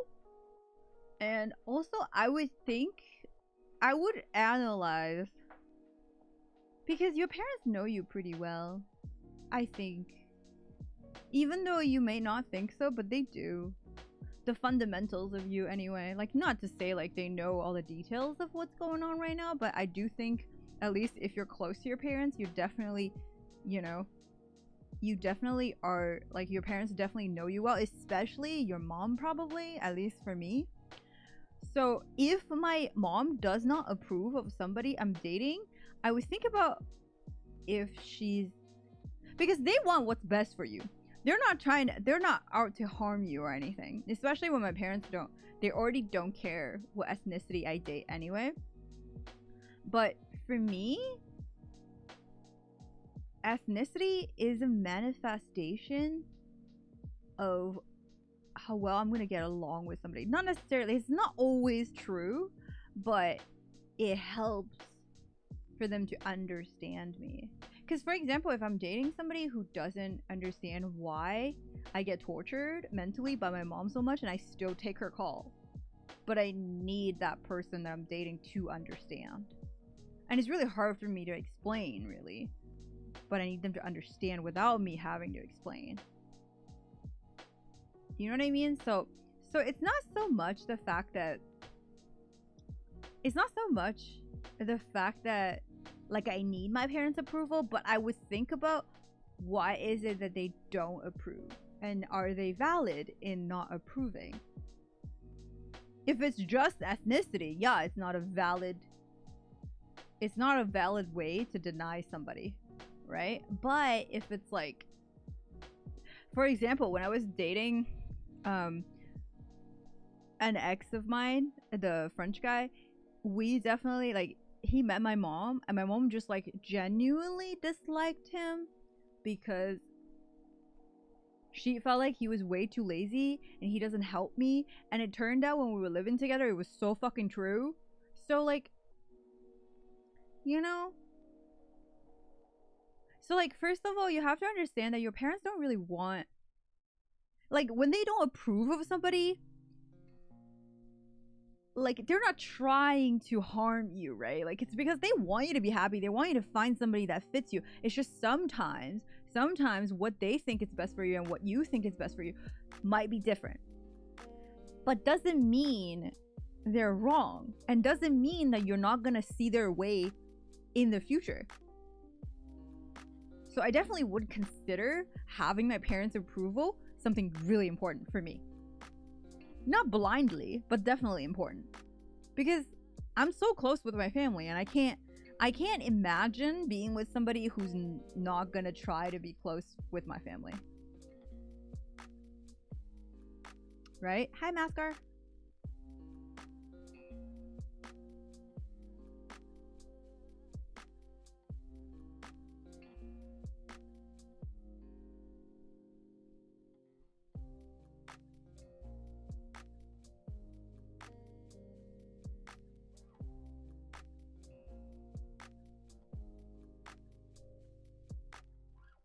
I am, thank you for 100 bits. Arigato. I appreciate it. Mama knows best. I don't think Mama knows best, but Mama is definitely not one of the less informed people, right?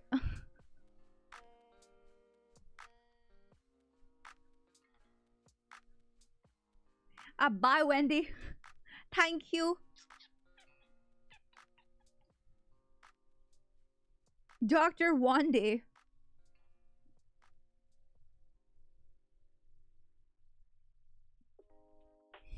Okay, bye.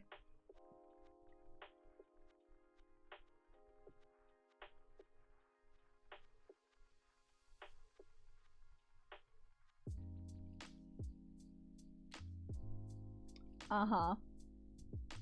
Go on. Go on, Kip. Go on.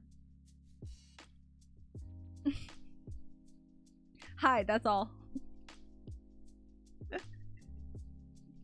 Okay, bye. Oh my god.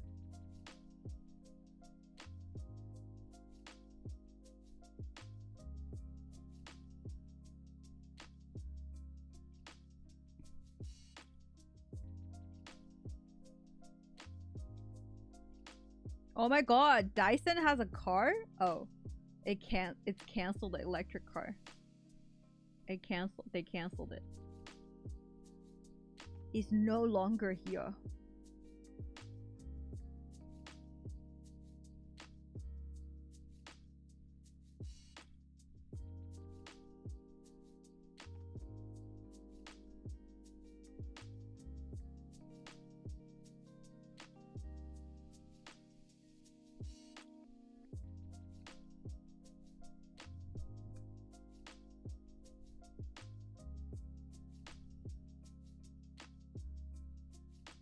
Thank you for 10 bits. I found one of Kip's dimes again. Okay. Yeah, I think I answered that. That was like pretty easy to answer. There's not like a big thing to dissect. It was more of a question for me instead of like an advice for them. So moving on back to goddamn we get into the troll question. Yo. Do I even put this shit on the screen? ABC? Hello? Yeah? Okay. Okay.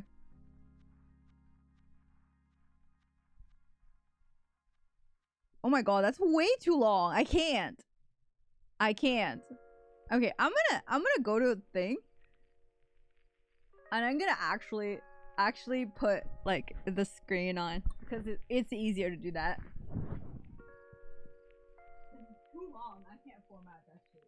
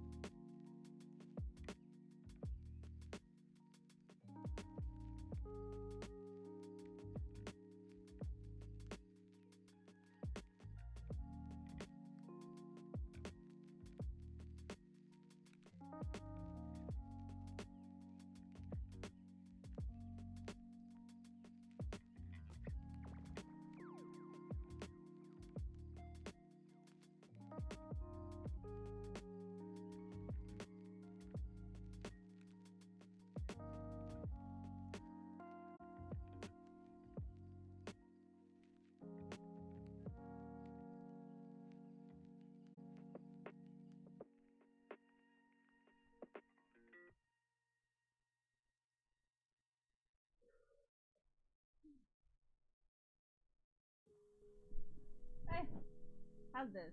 Can you see? That's a lot of reading. Man wrote an essay. No, I didn't leak anything.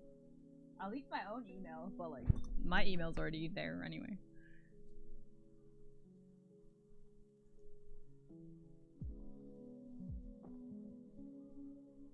Can't see me? Oh shit. Oh, true. Ha! Fuck! Gotta move that shit.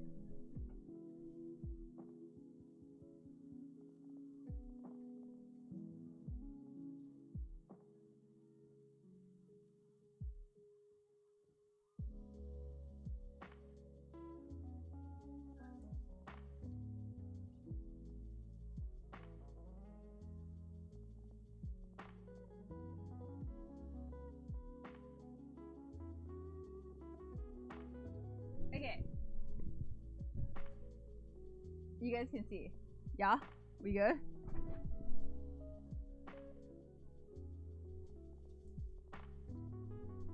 Yeah. Pokey came to chat and gifted me 20 subs. That was kind of a surreal experience. I don't even know how she knows me or found me or what is going on, you know?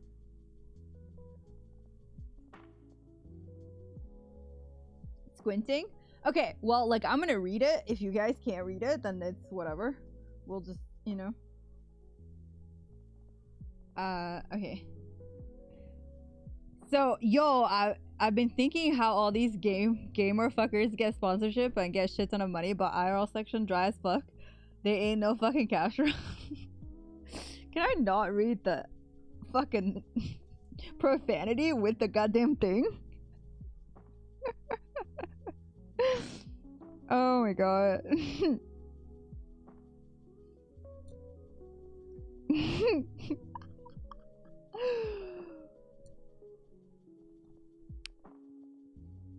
Doing IRL seems more expensive and adventurous IMO, so I talked to a few business partners about finding ways to make / save these IRL people some money and make some money for ourselves in the process. And he talked to 2 people he worked with and 1 mentor / boss. All 3 of them said unlikely that it's gonna work because they old and don't know what Twitch is. They feel like the market is very niche and not worth the investment, meaning Twitch IRL hasn't stormed social media and they think it's no room for it to make money. They think I'm wasting my time and talent thinking about this. And you know me, right, GG and chat? ABC loves walking on thin ice, pushing things to their limits, and he a young and crazy effer willing to do anything if he believes they will farm lol W's. Or in this case, some money and connections for when I'm bored and feel like streaming and being autistic. Are you calling me autistic? So yeah, it's not like their advice opinion didn't work. It's more like I wanted them somewhere. I want to somewhat support my idea and help me connect to people in the entertainment industry. That way I wouldn't have spent time researching shit and get advice, guidance from people who will be doing it all day, every day. You feel me? Can you like talk normally? What the hell? Like reading this makes me feel so ghetto. I'm sorry. Like, ugh.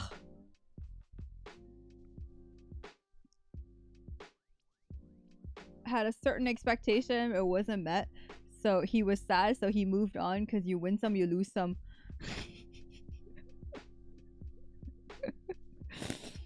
Like, what? Okay, and then he said, but yo, now the main juicy part, what did not work, to be honest? I don't know, because I don't get what you mean, forehead.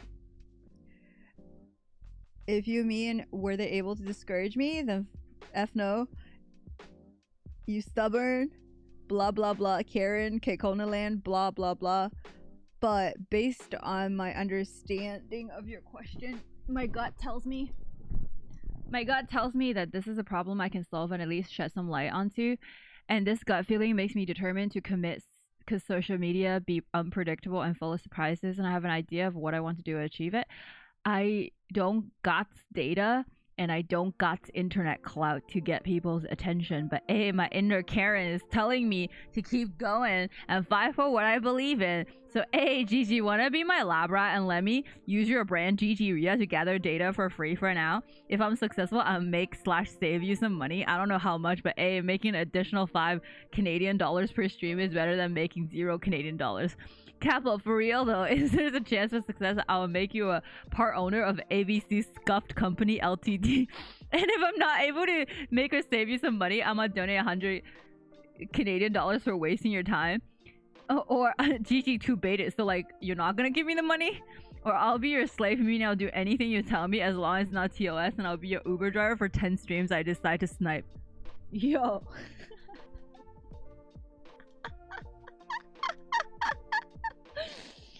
Oh my god.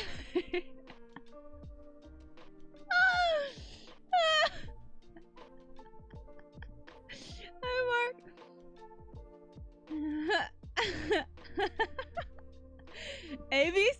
scuffed LTD, yo. Okay, so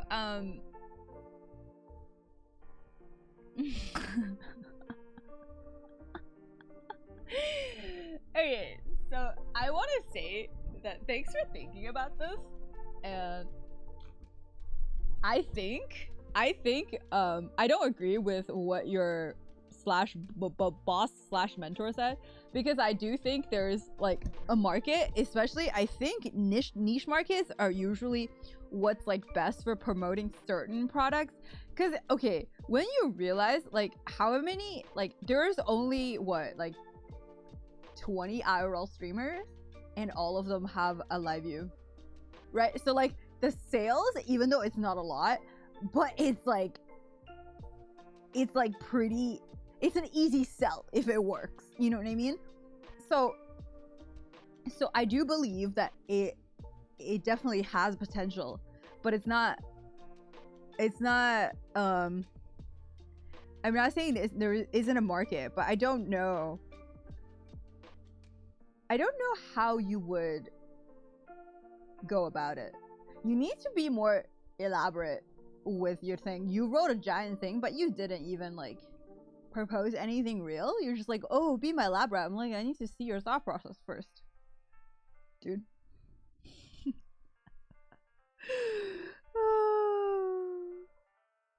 But yeah, I'm down,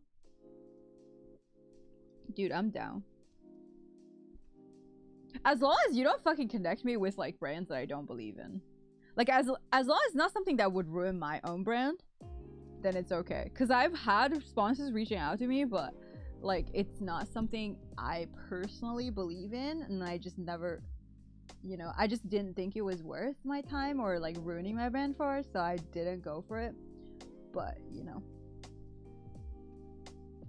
do it for exposure. Yep. No, there are people offering cash as well, but like, you know, I've had like whatever, I think I showed you, kid, like it was like that porn site, not porn site, but it was like sexual toy site or whatever shit, remember? Just like, oh yeah, we want to normalize like toys, and it's not something people should be ashamed of. I don't know, I was like, I agree with you, but I don't want to associate my name with like sexual toys.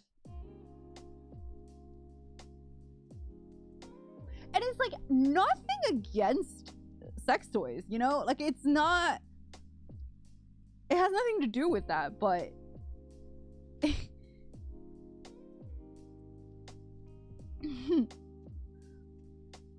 but like just because I'm not against it doesn't mean I have to like endorse it.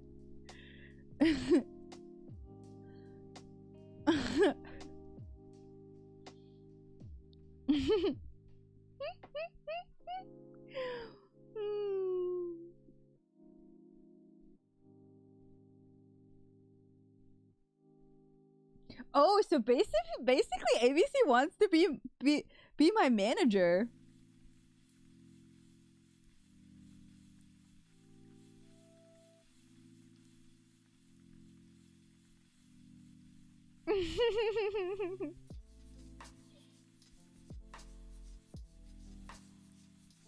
Don't discriminate us toys. Okay, I want to check what's on Instagram. There's a bunch of questions there too. I don't know how many of you are here right now, but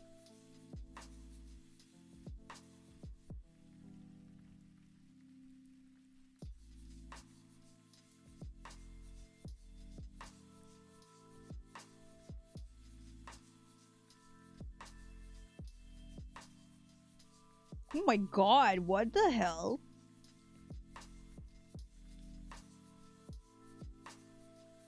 Oh my god, Instagram's so weird. I'm sorry. Like, shit. There are some like real monka-ass shit in here. Dude.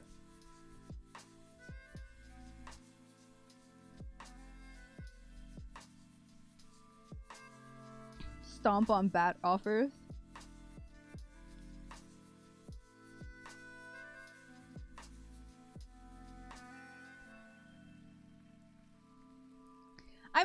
bunch of shit I can already teach you, but so that, you know, you can be a more efficient manager if you want. Only if you abandon your linguistics though. Cause ain't nobody gonna see that linguistics as an email and like want to work with me.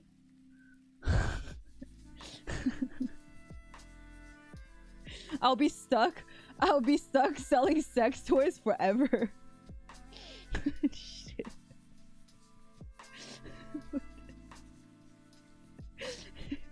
Waffles and Kitty, what's up?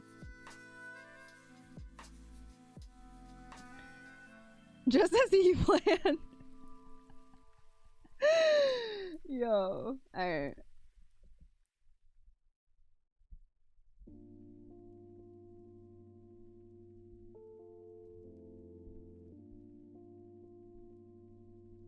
But yeah. Oh.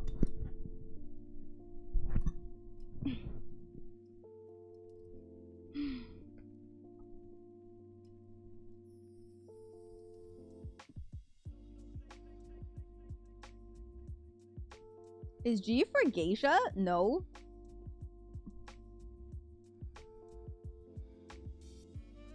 Imagine a GG stream 6 months after ABC takes over.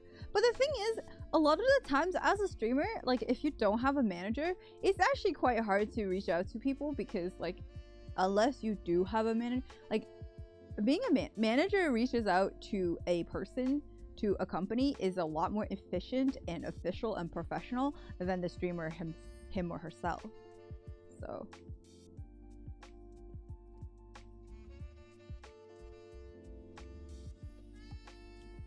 either way you can try. If you have any questions, let me know. Okay, so let me see.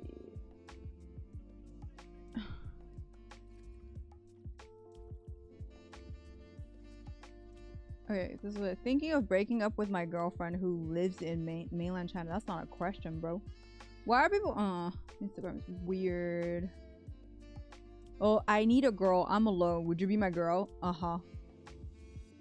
Okay, there's one legitimate question. How to deal with difficult people who love to assume and put labels on you. Damn, that's in my wheelhouse.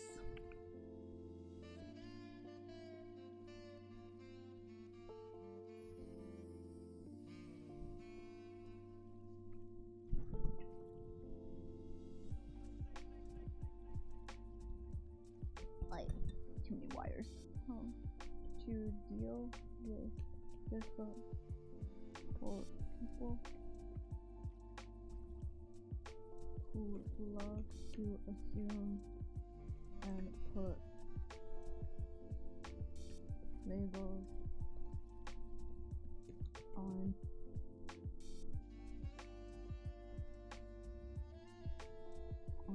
you. Okay.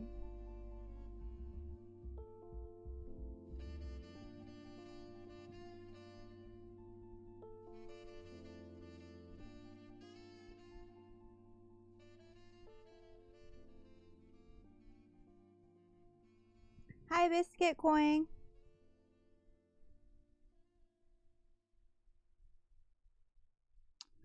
I got 2 girlfriends. You have to pick one. Do they know that you have 2 girlfriends? Because if they do, you don't have to pick one.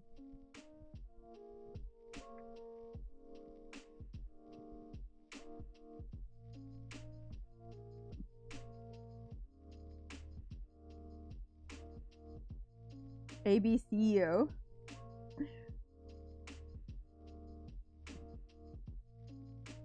Okay.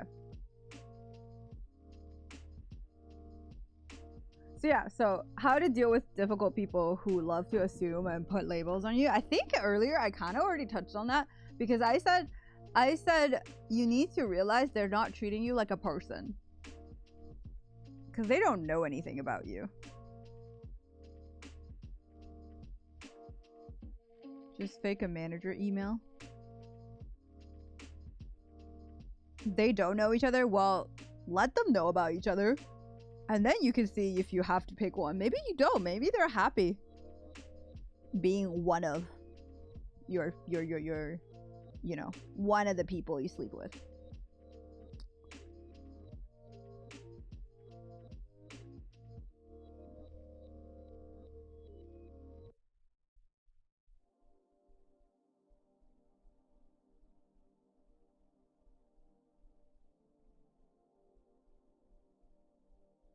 Get a third girlfriend. Yo, that's bad advice. Night cracker talk. But yeah, so basically the main point is to understand that they're not seeing you as a person, and the people who don't see you as a person, their opinions don't really matter. Because they don't know you, and they're lumping you to whatever category or assumption they put you in, and you getting upset is like a waste of energy, right? Because I am a female streamer. The amount of assumptions people have about me,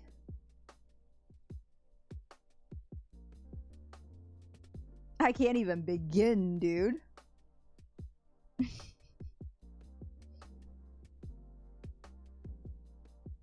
Shit, wrong channel.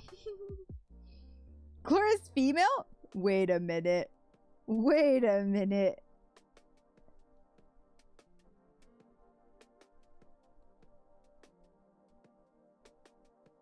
Wait a minute.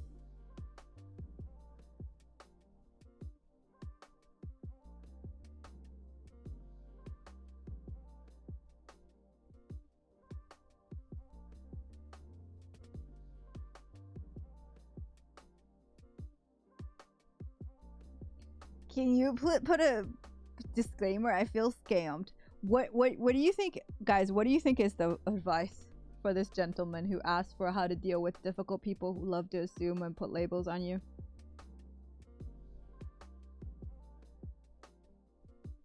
That's why she exudes big D energy. I know. I do. Me do. Oh my god. Me too. Me too.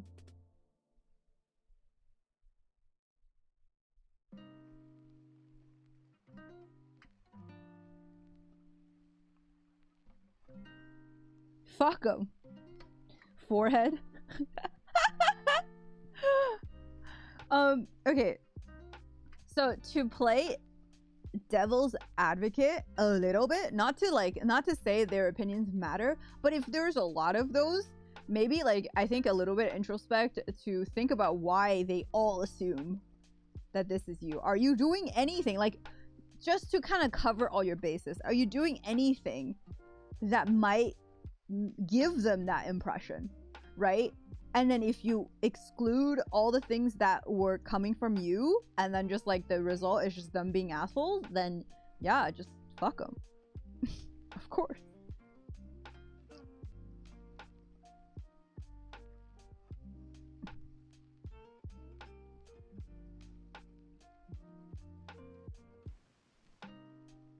There is a reason your skirt is equipped with safety shorts.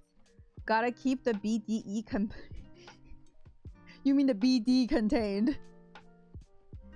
That's why I'm not wearing shorts. I am wearing a skirt. So there's no bulge.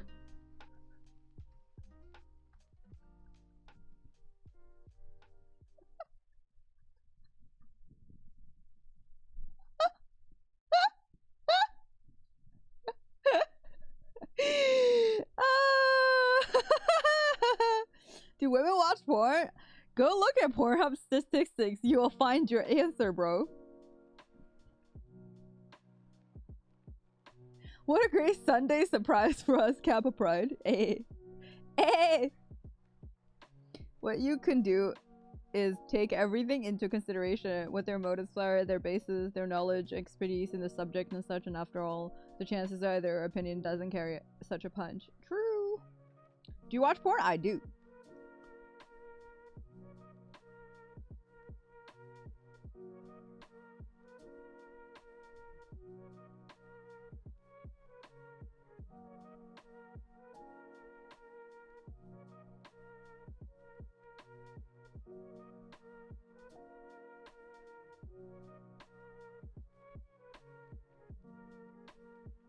Why are people asking me this question? How would I know?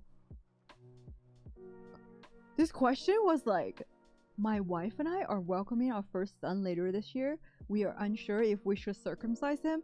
They say it's cleaner to do so, but if you do circumcise him, it's genital mutilation. What are your thoughts?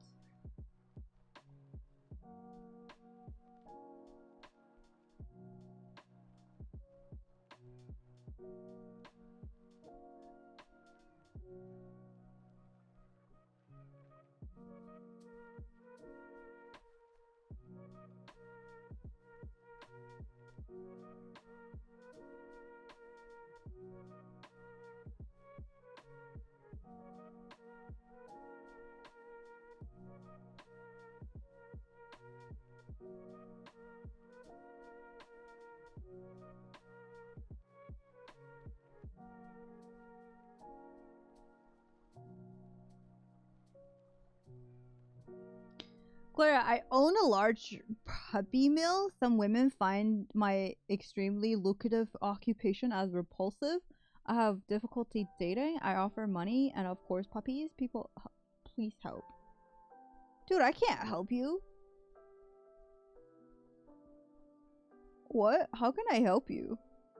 I don't know. If people don't accept your profession, it is what it is. Stop doing what you're doing. I don't know. Puppy mill is kind of nasty, no? Like, they don't get like good condition for them. Like, the puppies are not growing up or like being born into a sanitary environment, because otherwise why would people be disgusted with your profession?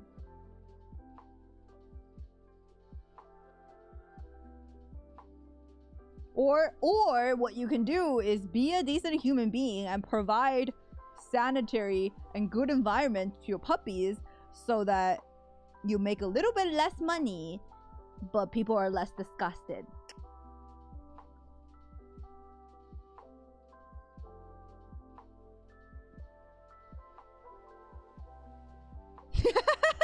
Steve.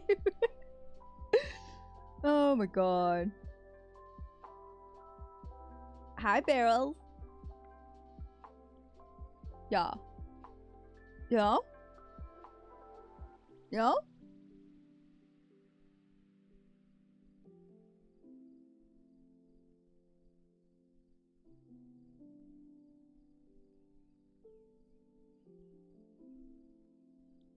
Well, I don't understand why you keep saying shit when I'm ignoring you. Because first of all, I don't think you have 2 girlfriends. You're just trying to pretend like some sort of like flex here. And because if you do, how the fuck would you have time to watch my stream? Like,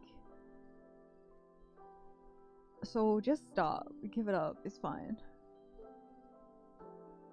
Because on a Sunday afternoon or night, it just happens so both of your girlfriends are unavailable. Yo? Hi, Lion. I'm good. How are you?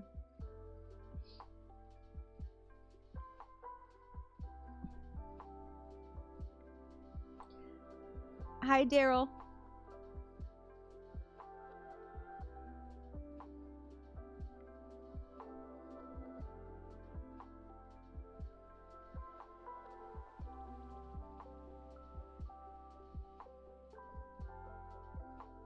Actually, all 3 of my girlfriends are unavailable. He's typing with his girlfriends.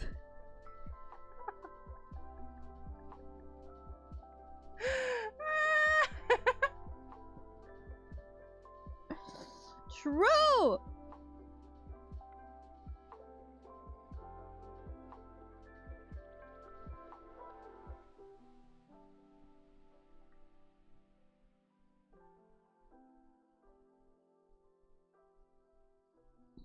Can you circle your arm clockwise and circle your leg counterclockwise?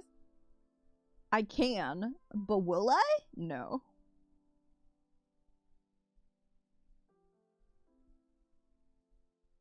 Well, okay, it is lockdown. Oh, you're not quarantining with either of them? Well, I guess I guess neither of them are your real girlfriend then. I don't know. Shouldn't you be quarantining with the people you're with?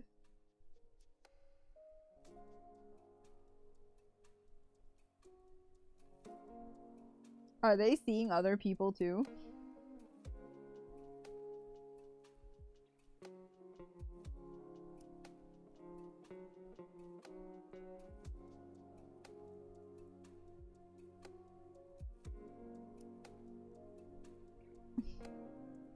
Anyways, I'm moving on. If you're gonna keep typing, I'm just gonna keep ignoring you. I'm a text away from breaking quarantine, not gonna lie. Really? Oh, Barrels, who is it? Jules! Who's tinkling with your heart? Is it baby Doug?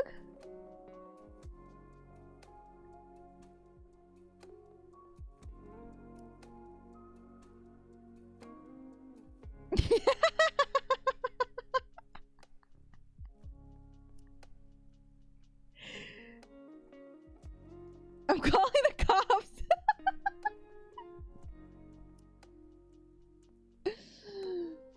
Oh my god, so funny.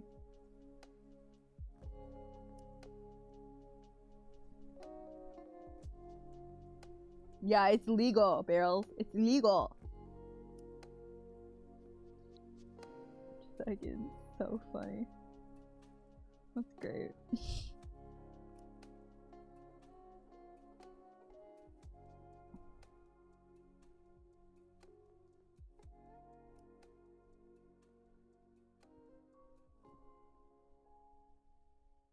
Darius, what's up? How's it going? My friend has the worst luck. He went to the hospital for something unrelated and had a small fever, and now he's isolated and being tested for COVID. Yeah, this is why we were talking about how, like, if you get sick now, don't go to the hospital, because, like, a hospital is more dangerous than just, like, riding it out.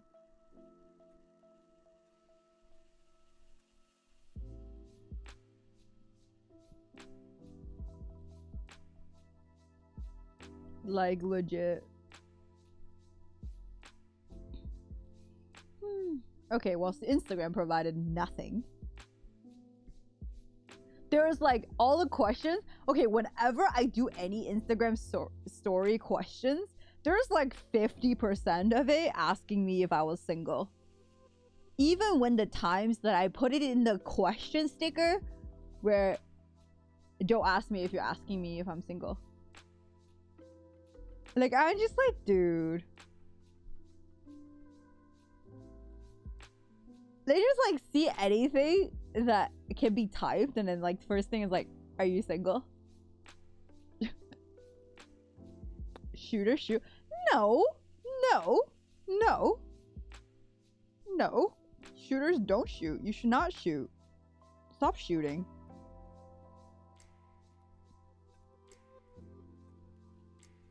No shooting.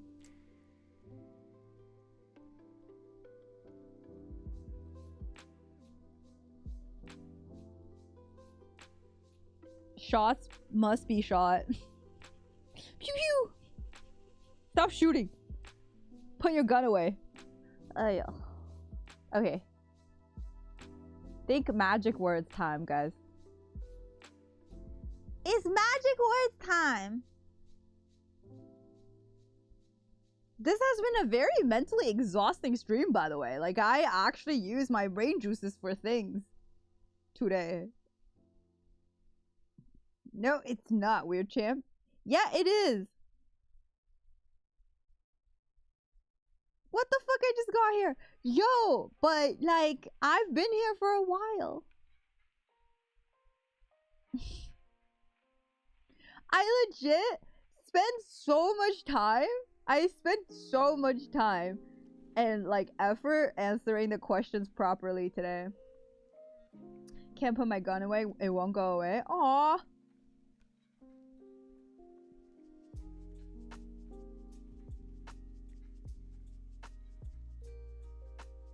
Hi, Brown Bearded Man.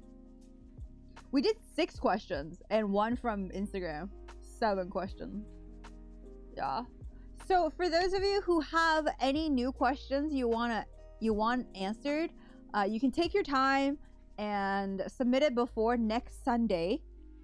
Okay, and I will answer them live on stream. I'll probably start my stream like at about 3-4 p.m. That's usually, you know.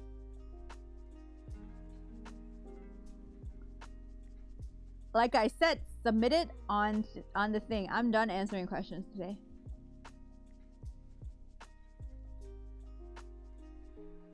Yeah, this guy needs to get banned.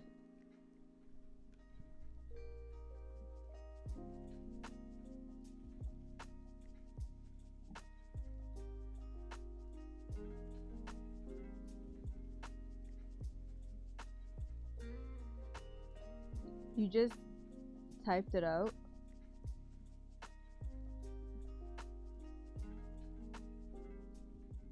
That isn't supported. Yeah, so submit your question on the Google Forms and I will answer them live on stream on Sunday, next Sunday.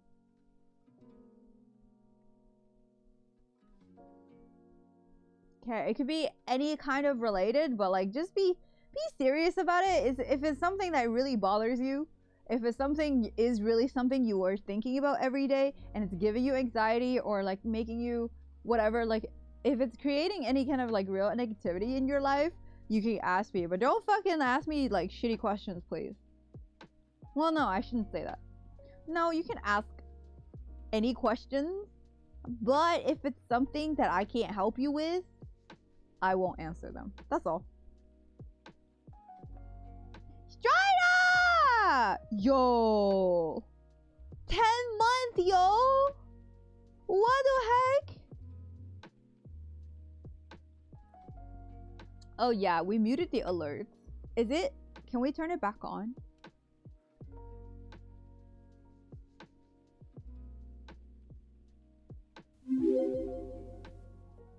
Thank you. Oh, Kylie. Oh, Yido.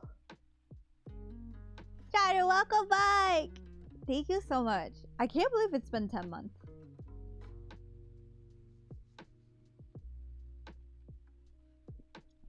You kind of already helped me with my main problem. Oh yeah, the mom problem? Hey, I'm glad I could help with that. I'm actually like, that made me feel good. Hi, JJ. Time really flies. It really does. Holy shit. Anyways. Anyways.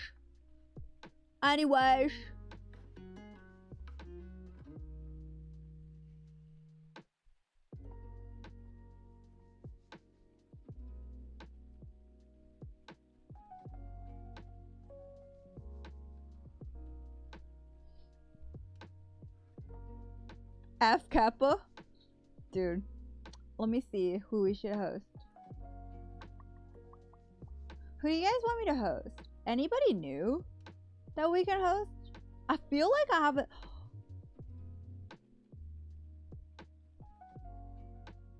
Yeah, I feel like I haven't hosted anybody.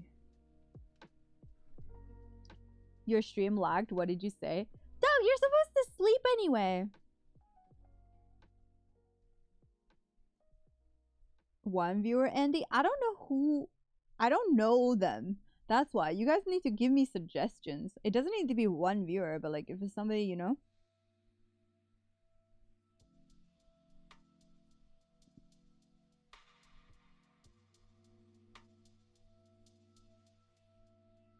Pokemon.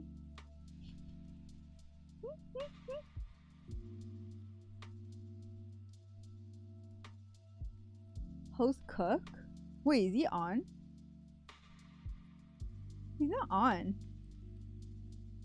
Cook's not on.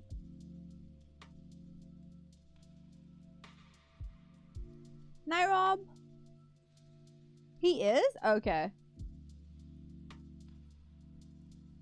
Sorry. Don't be sorry. I was talking. Dude, I'm not complaining, but I just didn't want to hold it all stream, okay?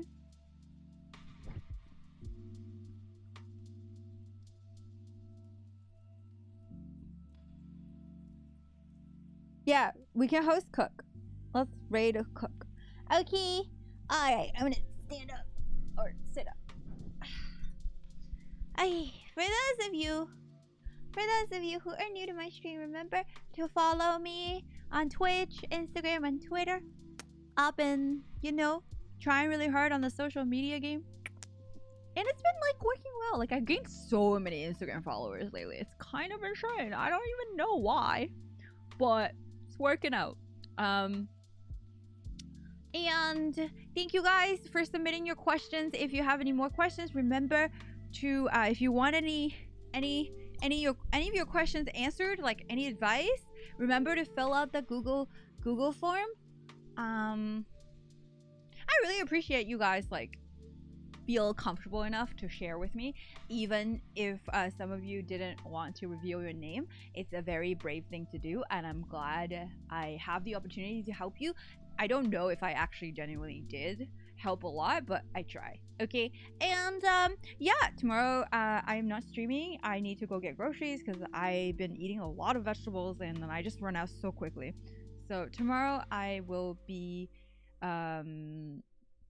running a bunch of errands, and but I think I can host like 2 episodes tomorrow for Westworld. So we're watching season 3, first 2 episodes. And yeah, okay, I'm done.